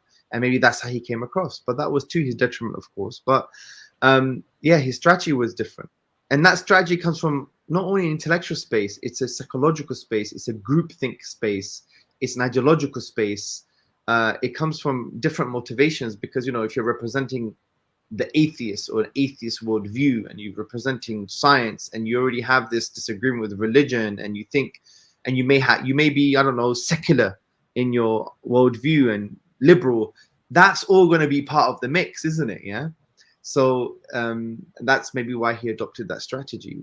But that is sometimes problematic, because you end up subconsciously or consciously having to defend too many different things, and things necessary that you don't even have arguments for. Yeah. As demonstrated. Like you may not have arguments for a liberal worldview because you're a scientist, but because you're just part of that ideological space, and you just like it, and you live your life, and it makes sense, and intuitively for you maybe, and your arguments is science, so stick to what you can argue. So that's why you should never come to debate having too many things to try and defend. Just focus on the question. But that might be a good moment to end. I think we've covered a lot of ground. Look, James, I'm always at your service. Anytime you want to fill in any gaps, anytime you want to have another discussion, or maybe we'll have maybe we'll have a full-way discussion maybe one day, or with other people. But I'm at your service, man. Thank you for having me. It will be great to have conversations of different topics, and maybe one I don't know, more interrogative of me and why I'm why I'm not convinced. That as well, that'd be good. I don't mind interrogating you for sure. I mean, look, I'm willing to be on that position, and willing to be questioned in that sense, because I mean, as far as I'm concerned, as I said in the first discussion, the implications of atheism are not exactly something to jump and be ecstatic about, as Nietzsche said. And so every day of the week I'm willing to be convinced that I'm wrong. So it would be really interesting actually I don't know what the format might be, but for you to maybe I think that would be a good idea. Let's do that in the future at some point. More of an active role for you to to ask me, I don't know, maybe ask me why I'm convinced or not convinced, let's say, because I feel like when we're asked questions about what we believe and why we think things, that's one of the most effective ways of learning and shaping our mind. Because when we ask ourselves, it doesn't really mean much, right? Because we're full of biases, we're full of dispositions. But actually, when somebody asks us, or similar to when we're reading something and something's pointed out, right, and then it's just something about it is instinctively different or unique about it. I think just when we are posed a question, and when we are trying to explain or defend ourselves, I think that's actually maybe one of the best ways to make sure we are on the ball overall. Yes, I think that's a good idea. I'll look forward to that. Yeah, well, I don't know if I can admit the same. I don't know. It might be a complete. It might be. It No. might be a Kraussian. Well, you've already oh God forbid, you've already admitted that it would be good for your self development. So just consider it, frame it as this is good for my development. Yeah. Well. Yeah. Maybe. I don't know. Maybe I could have like a set of contentions, and we can have a back and forth or something Think like about that. it. Think about it. Let's do it. As I said, I'm at your service. Thank you for your time. I know we've almost done 3 hours again. Yeah. Well, no, well, not quite the Joe Rogan that we did last time, which was a bit over, right? Yeah.